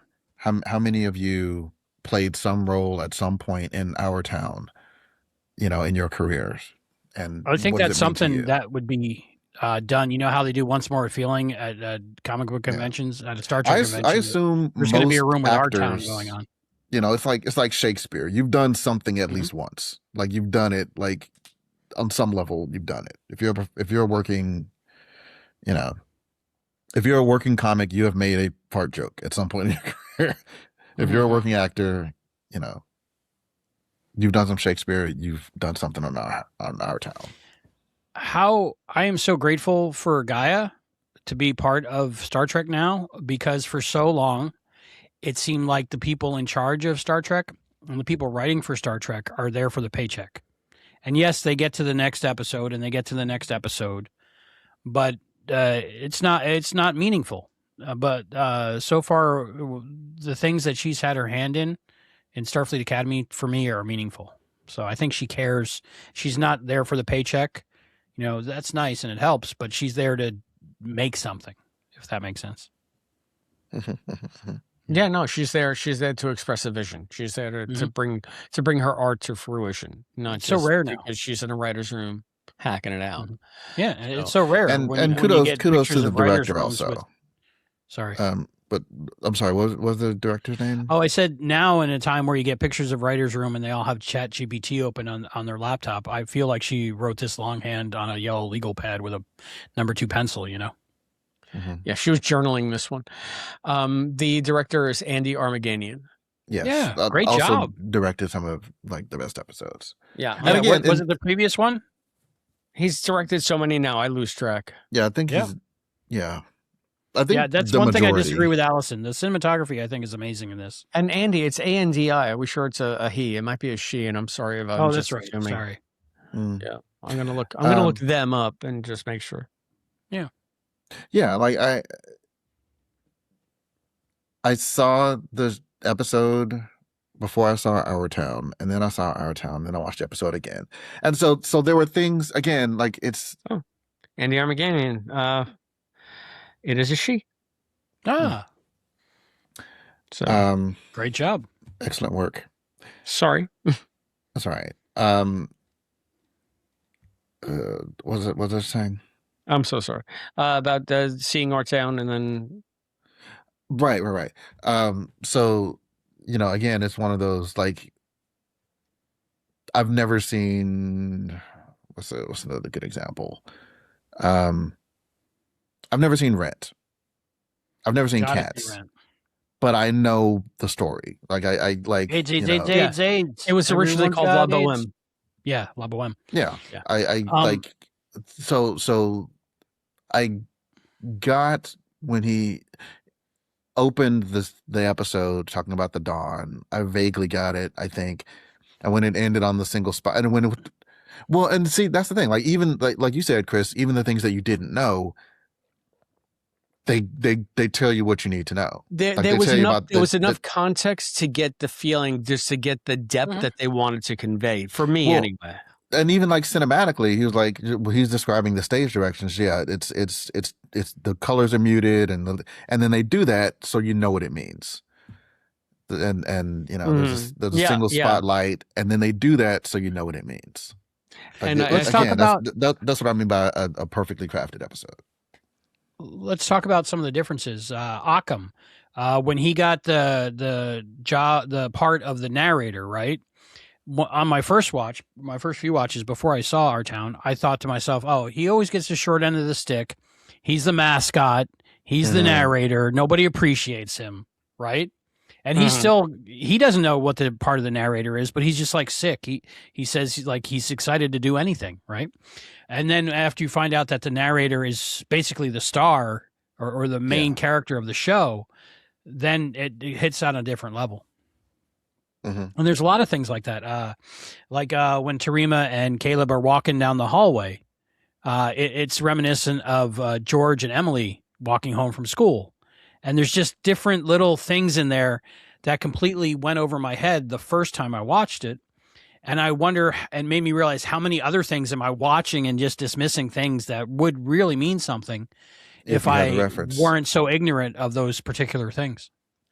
Well, that's what's great about like art in that way. It's like there are things that if you visit it again 10 years from when you first visited, it's a completely different work because it's not that it's changed. It's because you now have the tools to recognize what you couldn't recognize before. That to me is the hallmark of great literature. It's why I try to read like, I don't know, Huck Finn every 10 years, because I'm undoubtedly going to see something different in it than I have, when I was 40, as opposed to when I was 30, as opposed to when I was 17, when I first read it. I mean, it's a different book every time I approach it, not because it's different, it's because I'm different.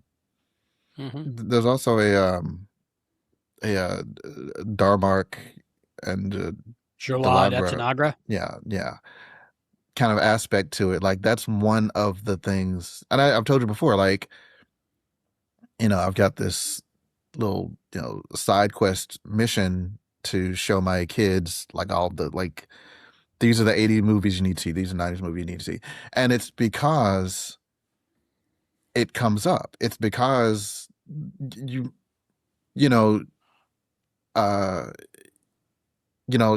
seen Clueless, but like, okay, but Clueless is based on this. Like it's because it creates a richer experience. And so like part of it is to not full Darmok where you won't understand what they're saying, but the language, quote unquote, the language is so much richer when you do have all this context. So this scene where, where Buffy puts a book on a shelf, if they reference that, it's like, okay, if you know what that means, then you know what that means. But if you don't, then you don't. And like Chris said, like, you read Huck Finn, it's like, that's why I went on the deep dive to Our Town. It's like, okay, what am I missing? Mm-hmm. What am I missing? And again, like, I love the episode before I saw Our Town, but clearly there was more stuff. And, and honestly, at least 2-3 times, whether I'm on your show or that Star Trek podcast, you guys go into some Star Trek conversation where I just, I don't know what you're talking about. I get the gist of it. I get it, but I don't know what you're talking about. And it's I think we are the outliers, Chris, and that we had never seen it. Or Chris and Albie. I think the expectation, like Romeo and Juliet, this is something that most people, even if you haven't seen it, you know what it's about. And that's what I was talking about, like just that muscle that I have from writing term papers and essays about like trying to analyze literature or art. Picking those things that you see in the story and then finding things that support that. And this episode to me smacked of that completely. It's just like, I have a thesis here, and I feel like Our Town is a good way to substantiate that thesis. Therefore, here are all the things from Our Town that resonate with the story I'm trying to tell.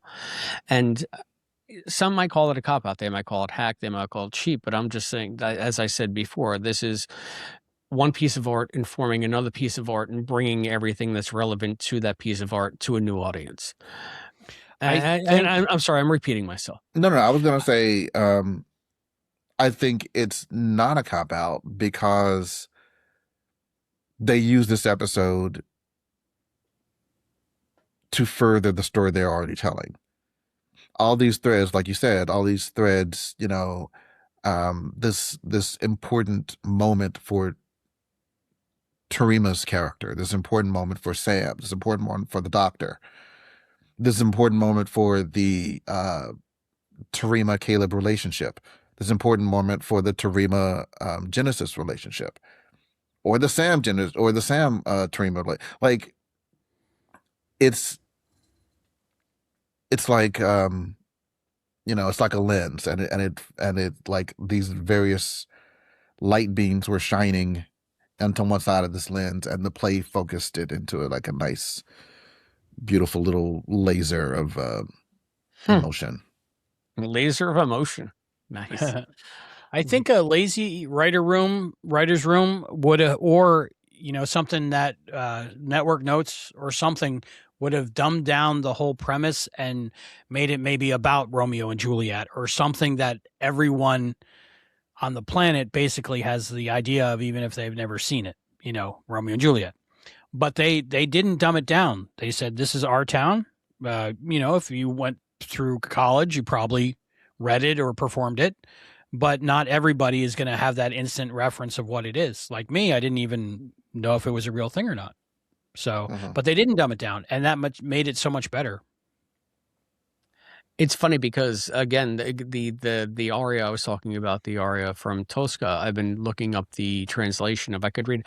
The good thing about arias is sometimes they'll go on for like 5 minutes, but they sing like the same 4 or 5 things over and over and over and over again. Oh, okay. This one's a little bit because he's lamenting his lost love, because he knows he's going to die, and he's talking about Tosca specifically, romantically. However, it's all the little things. And the stars were shining, and the earth was scented, and the gate of the garden creaked, and a footstep grazed the sand. Fragrant, she entered and fell into my arms.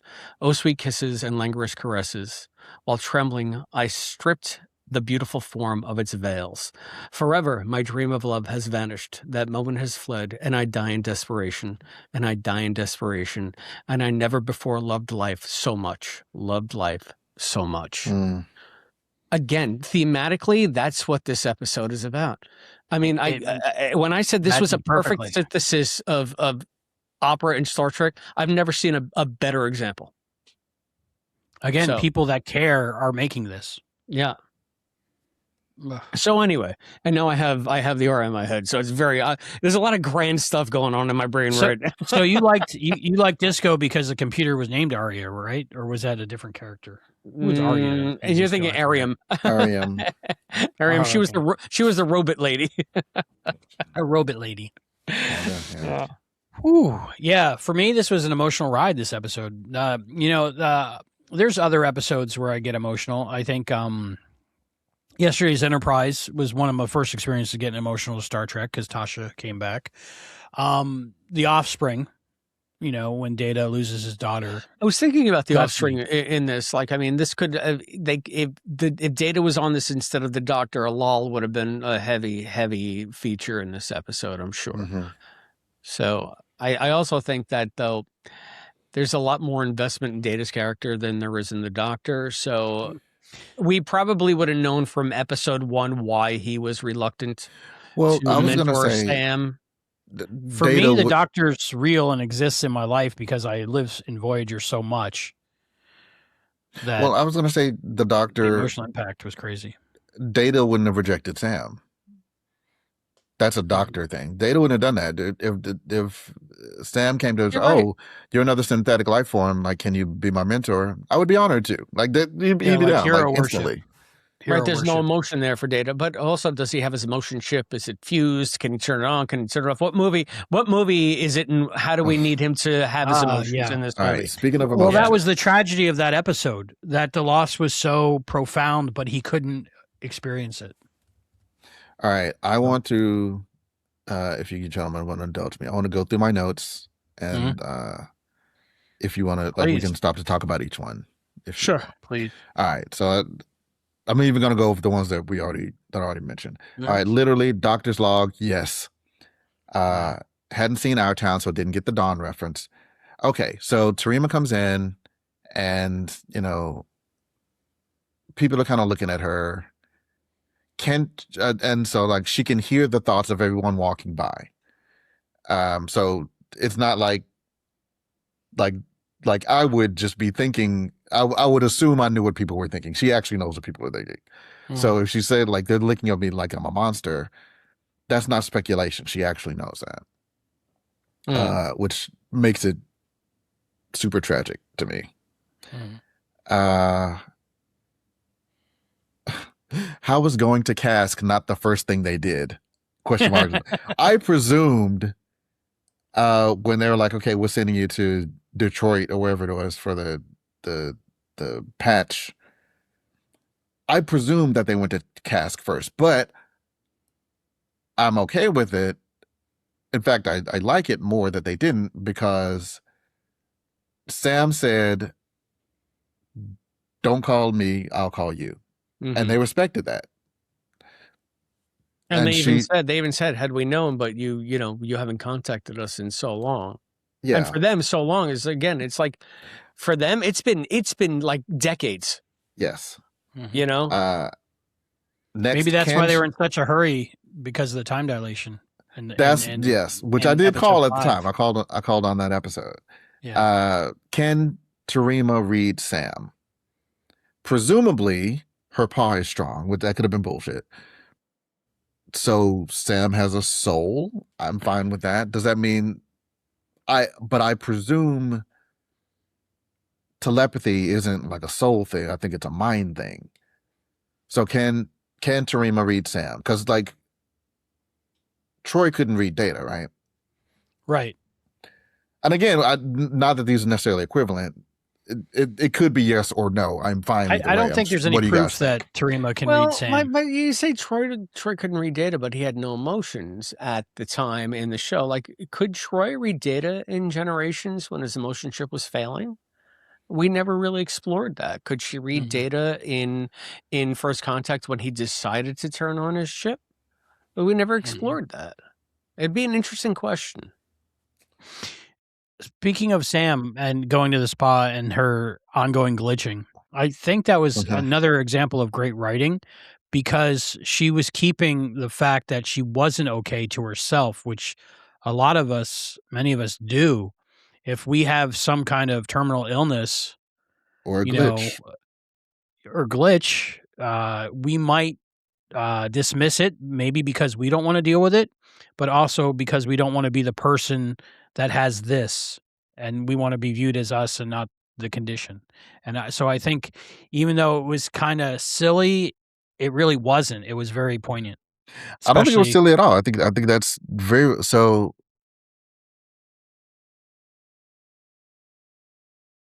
I think this was last Thursday.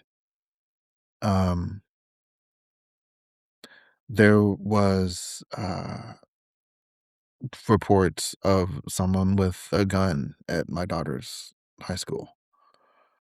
And I'm at work. I'd gotten to work. And Halima, her mom, works from home. And I was literally in the middle of a meeting, like a one-on-one meeting with my boss. And she's calling me, my ex is calling me. And I saw that it's her. I'm like, oh, well, I'll call her later because I'm in the middle of this meeting. And she sent a text, and it's like, John, pick up. There's someone with a gun at Zara school. And my boss is like, is everything okay? I said, no. No explanation. Got my stuff. I'm like, I gotta go.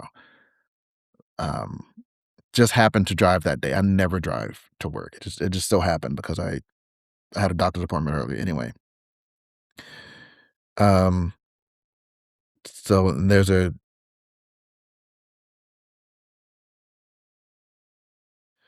she's fine. Sorry, let me just put that out there. She's fine. Everything's fine. But there was text from Zara. Like, Dad, there's a I don't want to stray too far off the point here, but Dad, we're sheltering in place. There's reports of a guy with a gun, and I love you.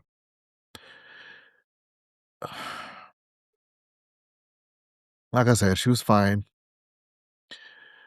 But I did not, and I texted my boss later to explain like why I left. And I almost was like, and don't tell anybody, because I didn't want to deal with it. I want everybody to ask me, how is it? What's wrong? How's it going? Like, is she okay? Like, not that, and I know that they genuinely care. It's not like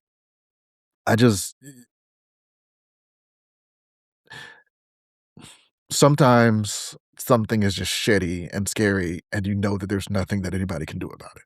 Mm-hmm.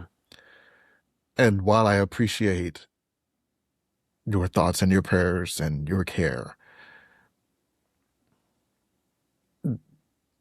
sometimes I just need to have my own armor or whatever and save myself so that I can be there for, I don't know. I don't know why, but it's not that I was necessarily hiding what was going on with me, but I kind of was. And it wasn't even going on with me. Like, it wasn't even I mean, I guess it is, but you know what I'm saying? Like, sometimes you just don't want to, get into it. There's nothing you can do about it. I just don't want to get into it. I like podcasting. Let's just podcast. I don't want to talk about it like that. I'm sorry you had to go through that, and I'm glad that everybody's okay. She's all right. Everybody's okay. Thanks.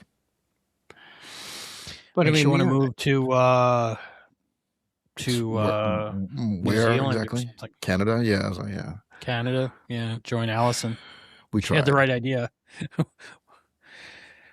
Yeah, sorry, man. It's rough. But it does give context. Okay. Again, it's something that in this episode, like, it seems so random, but it's just like art speaking to life.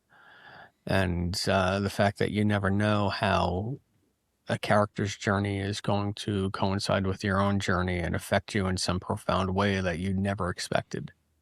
It's Just something about experiencing art. It's just, that's what it's about. And this was art. It helps put things into context. It helps give you language and tools to maybe deal with things that are too big for you to deal with, or that you don't know how to deal with. And it gives you a way to express yourself, or a way to at least get to a point where you know how it is that you feel. So yeah, it's just it's I feel like that's like a positive feedback loop, and that's what the best art does. It gets you thinking in different ways, and not just ways that challenge you, but ultimately ways that edify you, ways that make you a better person, ways that give you more tools to deal with the reality in front of you. And that's what I think like was the message of this episode in so many ways. I mean, these kids going through this PTSD and not really knowing how to deal, but they find a way to go on. And it's because of the power of ideas and the power of shared experiences expressed in those ideas that will give you a context in which you can internalize and deal with the same kind of thing. It might not be the same thing, but it's still all part of that experience. So yeah. Like I said, I feel like this was the right amount of Tilly in this episode. Like I agree. Can you explain to me why she was angry and mean? I didn't view her as I don't like angry and mean Tilly. She was definitely mean. You're thinking of the I Love Science Tilly, like the twee discovery. Yes, that's the Tilly I like. This is an actual grown up adult. This is a just Like I avoid those most of the time. I don't think she was angry or mean. I think that she was. It seemed false and intentional, whatever she was doing. I mean, I felt like there was a degree of tough love, because they weren't like, she had to crack the shell, and you don't crack a shell by petting it gently, I guess. And I felt like, I guess if by mean you meant drill sergeant-esque, not backing down, because I felt like she, like, for the most part, she was asking questions. She's like, okay, so and it was she held up a mirror. It's like, and I liked that she didn't. I think Ake brought up, "You've been through this," but she never brought that up to the kids, because I felt like I felt like that would have been kind of a cop out. Like, I mean, not even kind of a cop. Like, it would have been fair. Like, I wouldn't have been mad at it, but I like it so much more that she didn't. That it didn't become, a trauma off or a comparison of what she went through. Yeah, like yeah. Yeah, I was like, I feel your sister. Here's what happened to me, and she could have done that. And like you said, on a lesser show, they would have done that. I wouldn't even necessarily have docked points for them doing it. It's a way to do it, but this was so much better, where you don't need me to give you an example, because all of these people here have been through what you're going through. Yeah, like these are the people you need to lean on. I don't get through to you by making it about me. I get through to you about making you make it about you. You have to face it. Me making it about me is just another distraction for you. So I'm just going to push and push and push and push and be relentless. And it doesn't mean that she's not the same exuberant, fun-loving Tilly that we met in Discovery. It's just Tilly with some seasoning. Tilly who knows when to put away the nonsense. and can still embrace the heart of that because that is essentially who she is, but doesn't let that aspect rule her life. Remember when she was Killy Tilly in the Mirror Universe? Yeah.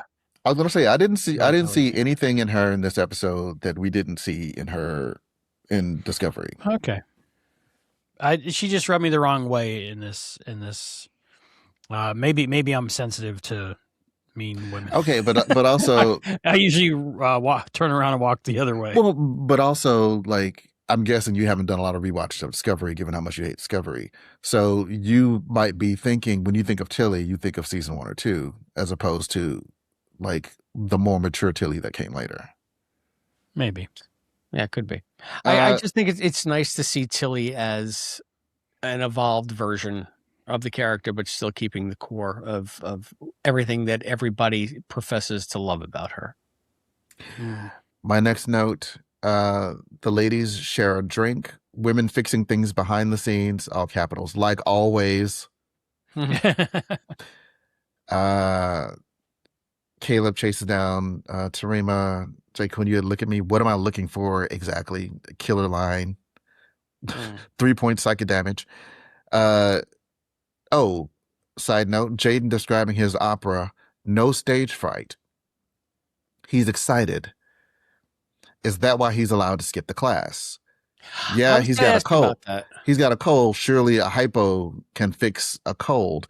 Does she like, yeah, you're fine. You're sequestered until the like, really? Just like that? Like, I feel like it's mandatory. And I guess is it because he's processed it better, or like is it legit I don't know, is this a Klingon virus thing that I just don't know about? I was thinking there are only so many characters in our town, and to have to shoehorn Jaden into it in some way would have been needlessly distracting. I know it's not. I know you're looking for an in-universe reason, but they gave us the in-universe reason. It's because he's got a cold. I wondered that from the beginning. I wrote down Jaden cold ? Never comes back to it until the end when everybody else is away, and then they need another voice. So I mean, it could honestly, sincerely just be some, Star Trek. This is the Pon farr of cold. This is just a Klingon thing, and they just have to ride it out, and there's nothing you can do. And like, I could absolutely see there being a Worf episode where this happens as like as a C plot, and it's just didn't Worf have a cold or something one time? But I do remember Beverly saying at one point in Next Gen in the 24th century that colds don't exist anymore. That's what I'm saying. I mean, I'm calling it a cold because he sneezed, but like they did too. I think. This could be, if I got this, I might die instantly. Who knows how viruses have evolved or whatever. So, I mean, it's an acceptable thing. I was just curious if Tilly had another reason for letting him off the hook with it. Yeah, I think it was just because show. Quite frankly, it didn't make much sense to me. But I didn't look too deeply into that part because I was so much more interested in the other parts. I thought it was quite frankly, we've gotten a lot of Jaden. We've gotten a lot of Jaden. That might be part of it. I'm not even saying it was a problem. Maybe the way they were block shooting, they needed him more on the previous episode or the next episode, or something around the same filming, whether it was an episode even earlier. I guess. But I thought it might be like a seed for something yet to come, like an illness yet to come. I don't know. Well, he seemed fine at the end of the episode. I'm assuming he's fine. Yeah, he seemed fine. So we'll see. But that was just as I was watching it. Just noticed that the zippers are also deltas. This was almost everywhere. This is almost my wacky rating was 10. The zippers are also deltas out of 5.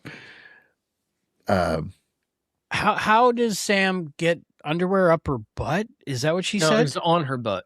Before I put underwear on her butt, not up her butt. Why would she need underwear? I think that she is trying to find the organic experience. So I guess that she lives as an organic as much as she can. Does she sleep? I need to, because she's got a bed. She doesn't need sleep, but I think she goes into sleep mode, so presumably she can't. Oh sleep. Yeah, okay. I thought the first time I didn't understand the line at all. The second time, and I would have to watch it again to be sure. The second time, I thought she was saying, because Tarima had come in and Sam was like, "Oh no, I know I can be a lot," and she was saying, Genesis has told me that, like, I'm coming at her with all this energy before she's even been able to take a shower or have her coffee or put her underwear on her butt. I thought she was saying what Genesis had said about Genesis getting dressed. All right, yeah. In the morning. Unfortunately, without closed captioning and the way Carice delivers her dialogue, sometimes it's very rushed, and I'm not going to say slurred, but one thing is running. It's like a lot of stream of consciousness kind of stuff. Yeah. So it can be difficult to follow. As someone that young tends to do. Yeah. So that's good. I must be developing instinct. I can't articulate it exactly, but it's real. It was one of my favorite lines from her. Mm-hmm. Which also, having seen Our Town, ironically, is foreshadowing, because she was developing instinct that she can't handle it really. Yeah, and having seen Our Town, the thing that it's not about is what it's really about. So I get that, and it's amazing that she picked up on that. I don't know why this is perfect, but this is perfect. You can be Emily. When she leads her to Tarima, you can be Emily. Don't be a dick. Repeated. So Albie, that's why Albie was so sure that it was relevant when Ake said it before. Well, 2 episodes in a row, it's odd, right? Right. Well, so if he shows up in the season finale, maybe that was hints. No, it was not quite in a row, but it was the okay, the Nucifer episode and this episode. But you had seen ahead, and I was like, well, it's just because somebody says "don't be a dick," that doesn't mean it's Wheaton. But just a couple of times is probably a better shot at it. 3 days equal 5 years on Cask. I called it. In the Sam episode, because Chris was like, be patient. Like, why? She's only been there. I'm like, okay, but you don't know. I bet you. I bet you that. So sorry. Whatever the 2 months is it's like, I guess it'd be decades for them, and it actually was. Had both of you seen Blink of an Eye, the Voyager episode with Daniel Day Kim? I don't remember. What happens in it? The doctor goes down because he's the only one that can live long enough, because 18 minutes was something like 200 years on the planet. I'm remembering. Is that when they see the Voyager making like a frozen trail? Yes, and it's stuck in the sky for their whole evolution of their people, from caveman to astronaut. That sounds cool. Maybe I'll watch it. It's cool. And like an extra 17 years of life that the doctor had, where he was away from Starfleet Academy for his perspective for 17 years and raised Sam. It seems like a lot, but he's already been through a couple centuries on that other planet in those 18 minutes. So, but that's a huge commitment to say, okay, I'm not going back for 17 years. By the way, Chris, in your recap, you said that they were gone for 2 days or something. I think it's like 2 weeks. Yeah, they said 2 weeks. I mean, I was just being, just giving you the skinny. It's like I was given the juxtaposition. Okay. Next on my list, drunk dialing is a core college experience. Glad they included it. Will you hold my hand? Teared up. Such a good moment. That one got me.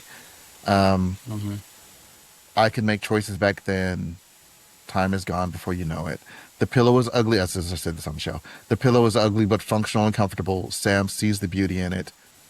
This was in someone else's mind. Now it's real. Theater! Exclamation point. Theater! She said he exists outside of time. Okay. So Ake and the doctor are talking about the stage manager.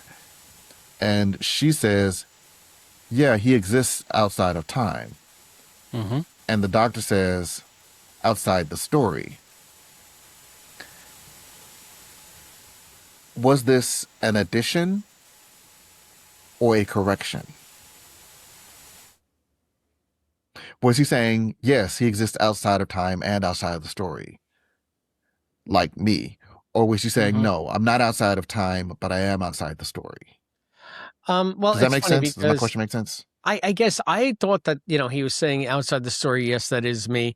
But he says the very first thing in his opening doctor's log, time is their beast, time is my beast. So I think he does feel the weight of years upon him, even though he doesn't age. Differently. It affects him, but he does not see the optimism like a brand new day can bring because he's seen too many new days. So therefore, in his mind, he exists outside of the story because they're living this narrative that he knows is ultimately, not frivolous, but it doesn't apply to him. It might apply. It's almost like saying that humanity in Tolkien's world, like humanity's greatest gift is their mortality, because their lives are so short, they burn so bright, and they have the gift of release. Whereas the elves just live and live and live and live, and then there's this fade. They just fade and they go back to the West because they're just tired of living. Humanity has this gift of mortality where everything matters because it's going to be gone soon. And I feel like the Doctor is one of the elves. You so eloquently express that. I've been reading a lot of Lord of the Rings lately. Definitely. Go ahead. Definitely, the time affects him differently because as humans, our lives are over just as they're beginning. And for him, I think he says infinity. There's no end in sight for him. So it's almost a worse fate than being mortal.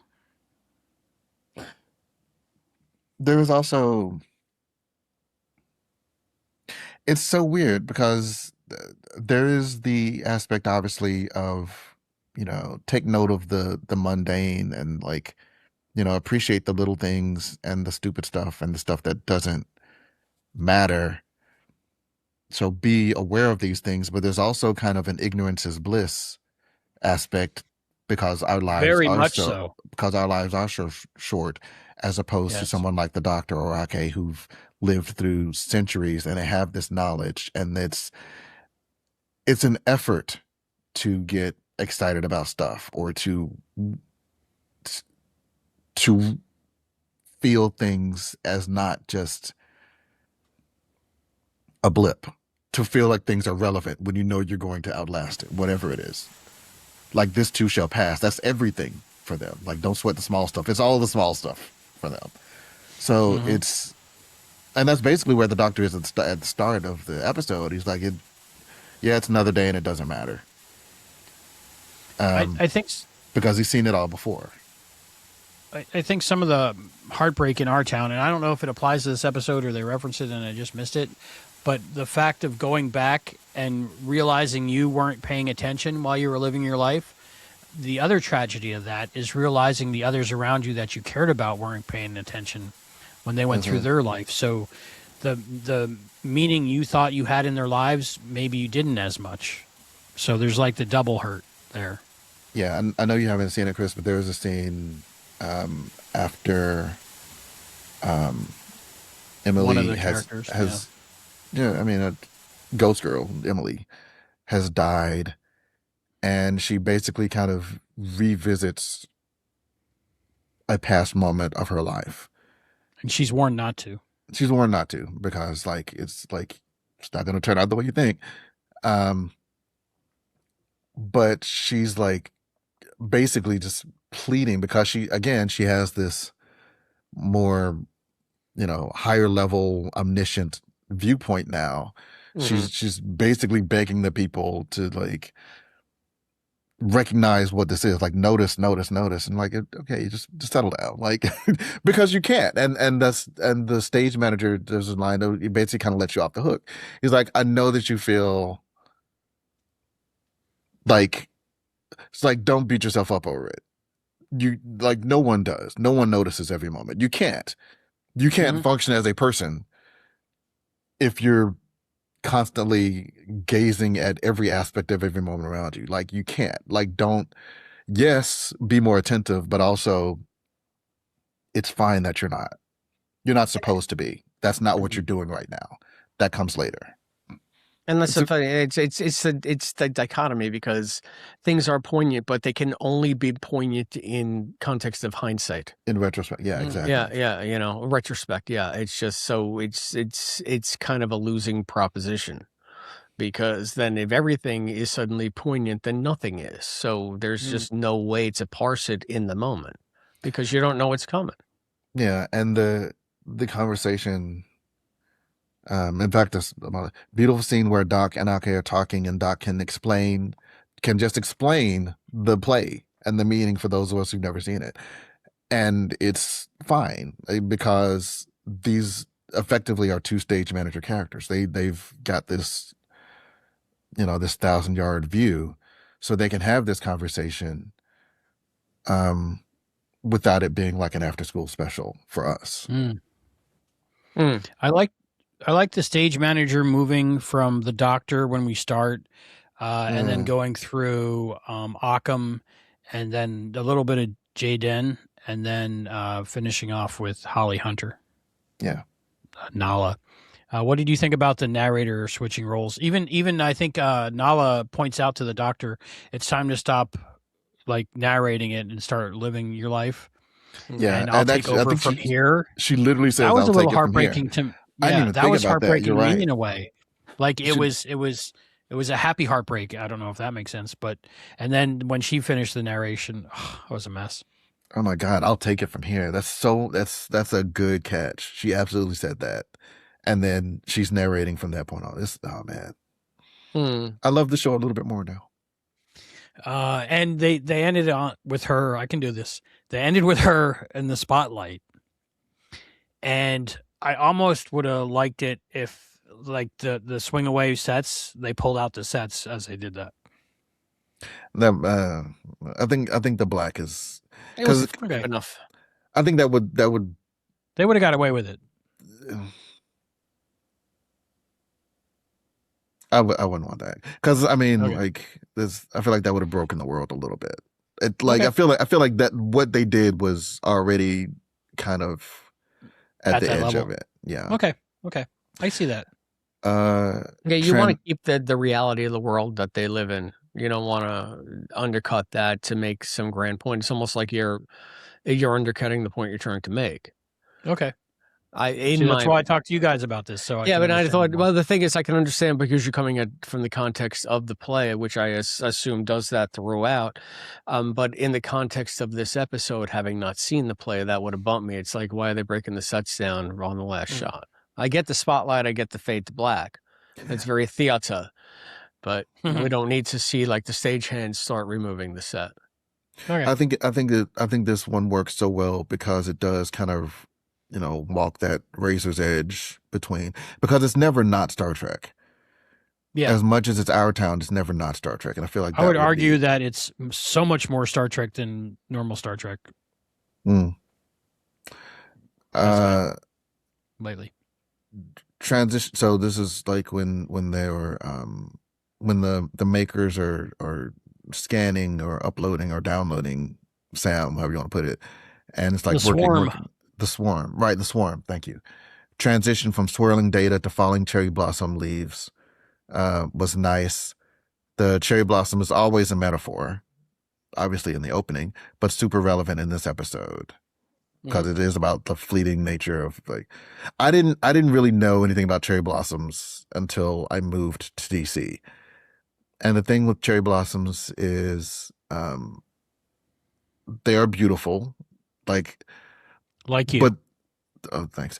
But they bloom for like a week or two. Like a nanosecond. Yeah, they bloom and then there's a rainstorm or a hard wind and then they're gone. And that's it. Yeah. That's it. So every year there's a cherry blossom festival. It's like, oh, the cherry blossoms are blooming, and there's this mad dash for like 2 weeks to see the cherry blossoms around the Capitol before they just disappear. I'm like, well, that's Our Town.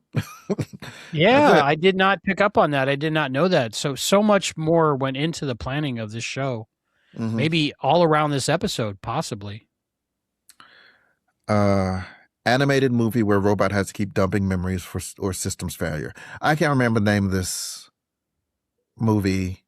I meant to look it up before I got on mic. Oh. But there's a Netflix movie. It was a Netflix original. And it was very cute about this boy and his robot. Was it the wild robot? Or no, is that different? That's different. Also a good movie. I'll look it up and I'll add it to the chat later. Didn't what Arium or what was her name? Atrium something?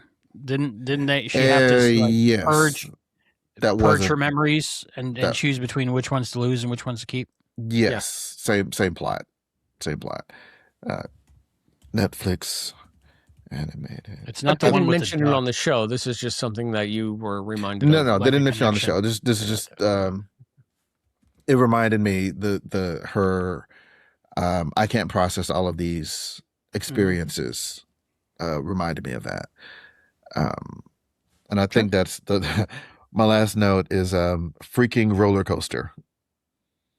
I legit was thinking 3 main characters were leaving the show, at least temporarily. So, yeah. I think it actually is a little bit better than that because this is Star Trek, and unless it's their last season with a contract and they haven't renewed Jadzia or whatever, like you're not going to get, and you know that you're not going to get a change in the main cast without hearing about it first, without knowing that somebody's going to. But I wouldn't know that.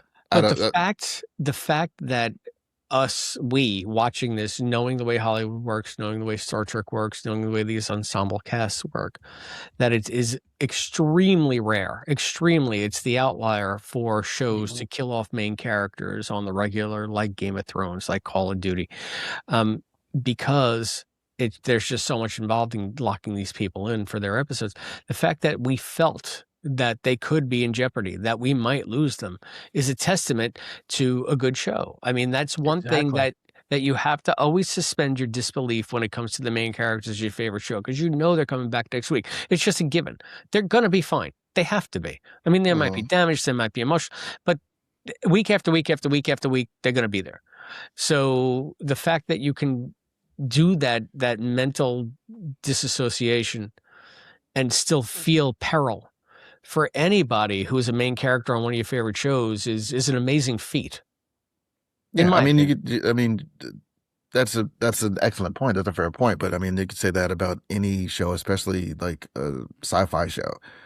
You know, the Next Gen or SG-1 or like, you know, like they you know, there's a cliffhanger for every commercial break. They're probably going to make it through the show because it's their show. But you're right. Like it's if it's done well, even if you know intellectually they're not going to get killed, like you should still be worried about them.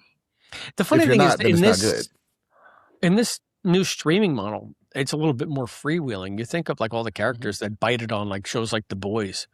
I mean, every episode there's some kind of major death or dismemberment or whatever. That show is that way anyway. But so if you're going to have an environment where you could do that, this is that environment, but they stick to that 90s Trek, more traditional TV aesthetic of the main cast growing and not changing. Yeah, but again, they also just killed, not that Bobby was main cast, but it did, like, okay, well, they already passed a barrier. They already went further than I thought that they would go. So I can't necessarily take for granted that they won't do it again. Okay. I remember I'm jaded by the knowledge of they're not going to kill off a main character, and I can't remember the show for the life of me, but it was recent-ish, and a main character did die, and I didn't appreciate it, and I didn't go through the emotional thing of it, because obviously they're not going to kill off the character, but then episodes go by and they don't come back. Wasn't The Walking Dead, was it? It was a show. It was a show. People died in The Walking Dead all the time too. Like a sci-fi show. But I never was able to experience the emotional damage of the death of a character that I loved, because I believed they were coming back, even though they never did. So, but now with this, I thought we might lose Sam. I'm so glad we didn't. I mean, Grace like, is amazing. I was like, yeah, they'll take it back in that fix. Like, we can't fix her. like, sorry, we wish we could. We want to fix her. Can't fix her. I thought what would be worse if we got Carice Brooks playing a different character again, just trying again or something. Agreed. If she came back like Data or something, that would be. I'm just glad they did exactly what they did. Yeah, no B4. We don't need B4 here. Yeah. No. Next Gen was the name of the movie, by the way. What was it? Next Gen, and the robot was voiced by John Krasinski. Oh, I don't think I've seen it. I got to watch that. It was all right. John, you covered a lot of my notes, so that helps with the time. Rent. Anthony Rapp was in Rent from Disco, so I would have loved if there was a little Easter egg in there, like when Sam was reading the different plays that, like, you just saw. Yeah. Part of Rent come up. Let's see, the women that time forgot. They're really, because of the time travel to the future and staying there, but also with the Doctor being so long lived and the Lanthanites, they're really building like Team of Immortals, which I'm interested to see where that goes. I was in a good point. There was an online Virtuous Con, and it was very cool. And we were discussing this show, and somebody brought up Guinan. I was like, you know what, Guinan could just show up. In theory, like Whoopi Goldberg, Guinan could just show up, presumably, right? I don't know how long they live. As long as they didn't recast her again. That's what I'm saying. Like, just actual old Whoopi Goldberg. No offense, Whoopi Goldberg. I think you're beautiful, but I'm saying. Yeah, I love Whoopi. The toothbrush. They still use toothbrushes. I would think they would have anti-plaque shot or something. Did you see the toothbrush? It didn't have any bristles. It was a future toothbrush. No bristles. I'm probably guessing some kind of sonic force thing. fields and photons. Mm-hmm. Yeah. Something. Maybe just the blue light that fixes everything. They just get in a transporter and it beams you, but it leaves the plaque behind. The letters from Caleb to Terima kind of echoes the letters that were talked about in Our Town from George at college to Emily, possibly. If they're doing the whole thing, planting seeds both forward and backwards for this episode and building the season around this episode, I thought that might be something similar. The thumb ring I wanted to point out, because that moment between Terima and Genesis where they were holding hands and getting close, and I thought there might be something. The thumb ring has a symbolism to do with that, if you want to look that up. Oh, continuity error. I wanted to talk about it in this segment. Okay, so I just found out that the segment where all the sexy times was in that episode, what was it, episode 5? 6. 6. Yeah, no, it was the Miyazaki episode. Yeah, 6. I'm thinking the director, the editor, producers, everybody that checked the episode, they're all as infatuated with Zoe Steiner as I am, because that whole scene, I found out a couple days ago that Caleb switches from underwear to shorts to pants throughout that whole scene, as bad as Marty McFly's pocket when they're hanging up the bras in Back to the Future. From cut to cut to cut to cut, he's wearing like 2 different things. And I'd watched the episode 8 times, and there was it's blaringly obviously it's 70% of the screen, but I had never seen it, so yeah, I don't know if you saw it. Not at all. But I also I got the sense this wasn't necessarily. I mean, well, whatever. I'm not gonna. It's fine. I will accept that you're probably right. Okay, it's worth going back and watching before I headcanon. But I was just shocked. I heard about it and I was like, "What?" I know I've seen that scene a bunch, but okay, just something to point out. Go back and look. All right, we'll do. All right, that's all my notes. Chris, you got anything left? No, I mean, we did final thoughts and everything with Allison, so it's just like, I know that we're talking about other like small things in the episode. But that's what matters, all the small things in life. Yeah, but that's what I have on my dating profile. All right. All I want you to be is like, understand that your crews need some R&R, and don't be the captain who tears down. Be the captain who lifts up. Lift me up. Let me go. Don't be a dick, Chris. I'm tired. Don't be a dick, Albie. Happy Don't Be a Dick Day. So you got to shovel more snow. Okay, before we go, explain to me why you shovel snow, Chris. Snow. because we got walloped with about 2.5 feet of snow here on Long Island over the last 24 hours. And I have to get my car out of the driveway somehow. So Don't be a that dick. necessitates a man and a shovel on a mission. See, it's a with hurricanes, it's a concept as old as time. Hurricanes, we can't really do anything but hunker down. So you just don't get snowed on and hunker down until it melts. Imagine, so this was a nor'easter that was sort of like a hurricane with 70-mile-an-hour winds with snow incorporated into it. So how's that? Okay, And so the you snow have doesn't to, blow away, you it have to dig collects. yourself out if you want to leave. Yes. Yes. Okay, I wouldn't want to leave. I'd just be like, I'd call people and be like, dude, it snowed. I'll see you in the spring. I wish. Okay, so I guess that's the episode, right? Yeah, no, it was a great episode. It was a great episode of Academy, and I'm glad that we got to speak to to Allison about it. I'm really going to go watch Our Town. First, I'm going to watch episodes 9 and 10, and then I'm going to watch Our Town. I'm going to watch 9 and 10. I'm glad that you told me that they're putting both out together, so now I don't feel. Now I feel like I can watch them both together, and it'll be okay. Because I like Chris, I watch like, one at a time. I watched this one a little bit early because I thought we were going to record earlier than we ended up recording. Yeah. That was just schedules. Yeah. But Chris, I recommend the Our Town, that link that I sent, that John sent. Eric Stoltz. It's the only thing I've ever seen Eric Stoltz in that I enjoyed him in. There's another one. The other one that comes up a lot is Paul Newman, the one from like 80s. Is he the narrator, Paul Newman? Yeah, Paul Newman is the stage manager. What is it? Penelope Ann Miller? Was it that's in this I one think as well? so. Well, I didn't watch it. Yeah, I didn't Carlito's watch Way. it, but that sounds right. Yeah, a lot of good stuff. I recommend. I'll put a link below in this video too. Cool. All right. So, the stage lights are dimming. The sun is setting. This was a moment in time that we all experienced. And hopefully you were there with us to experience some of it. I'm sure we'll do more shows in the future, and we've done previous shows. But there's nothing like this show we did with Christopher D. Philippus, the beautiful John Irons, Allison Pregler, and myself. Thank you for joining us. I turned off the light and it looks better now. I should have just been doing like this the whole time. This looks so much better. For Treksploration, I'm Albie.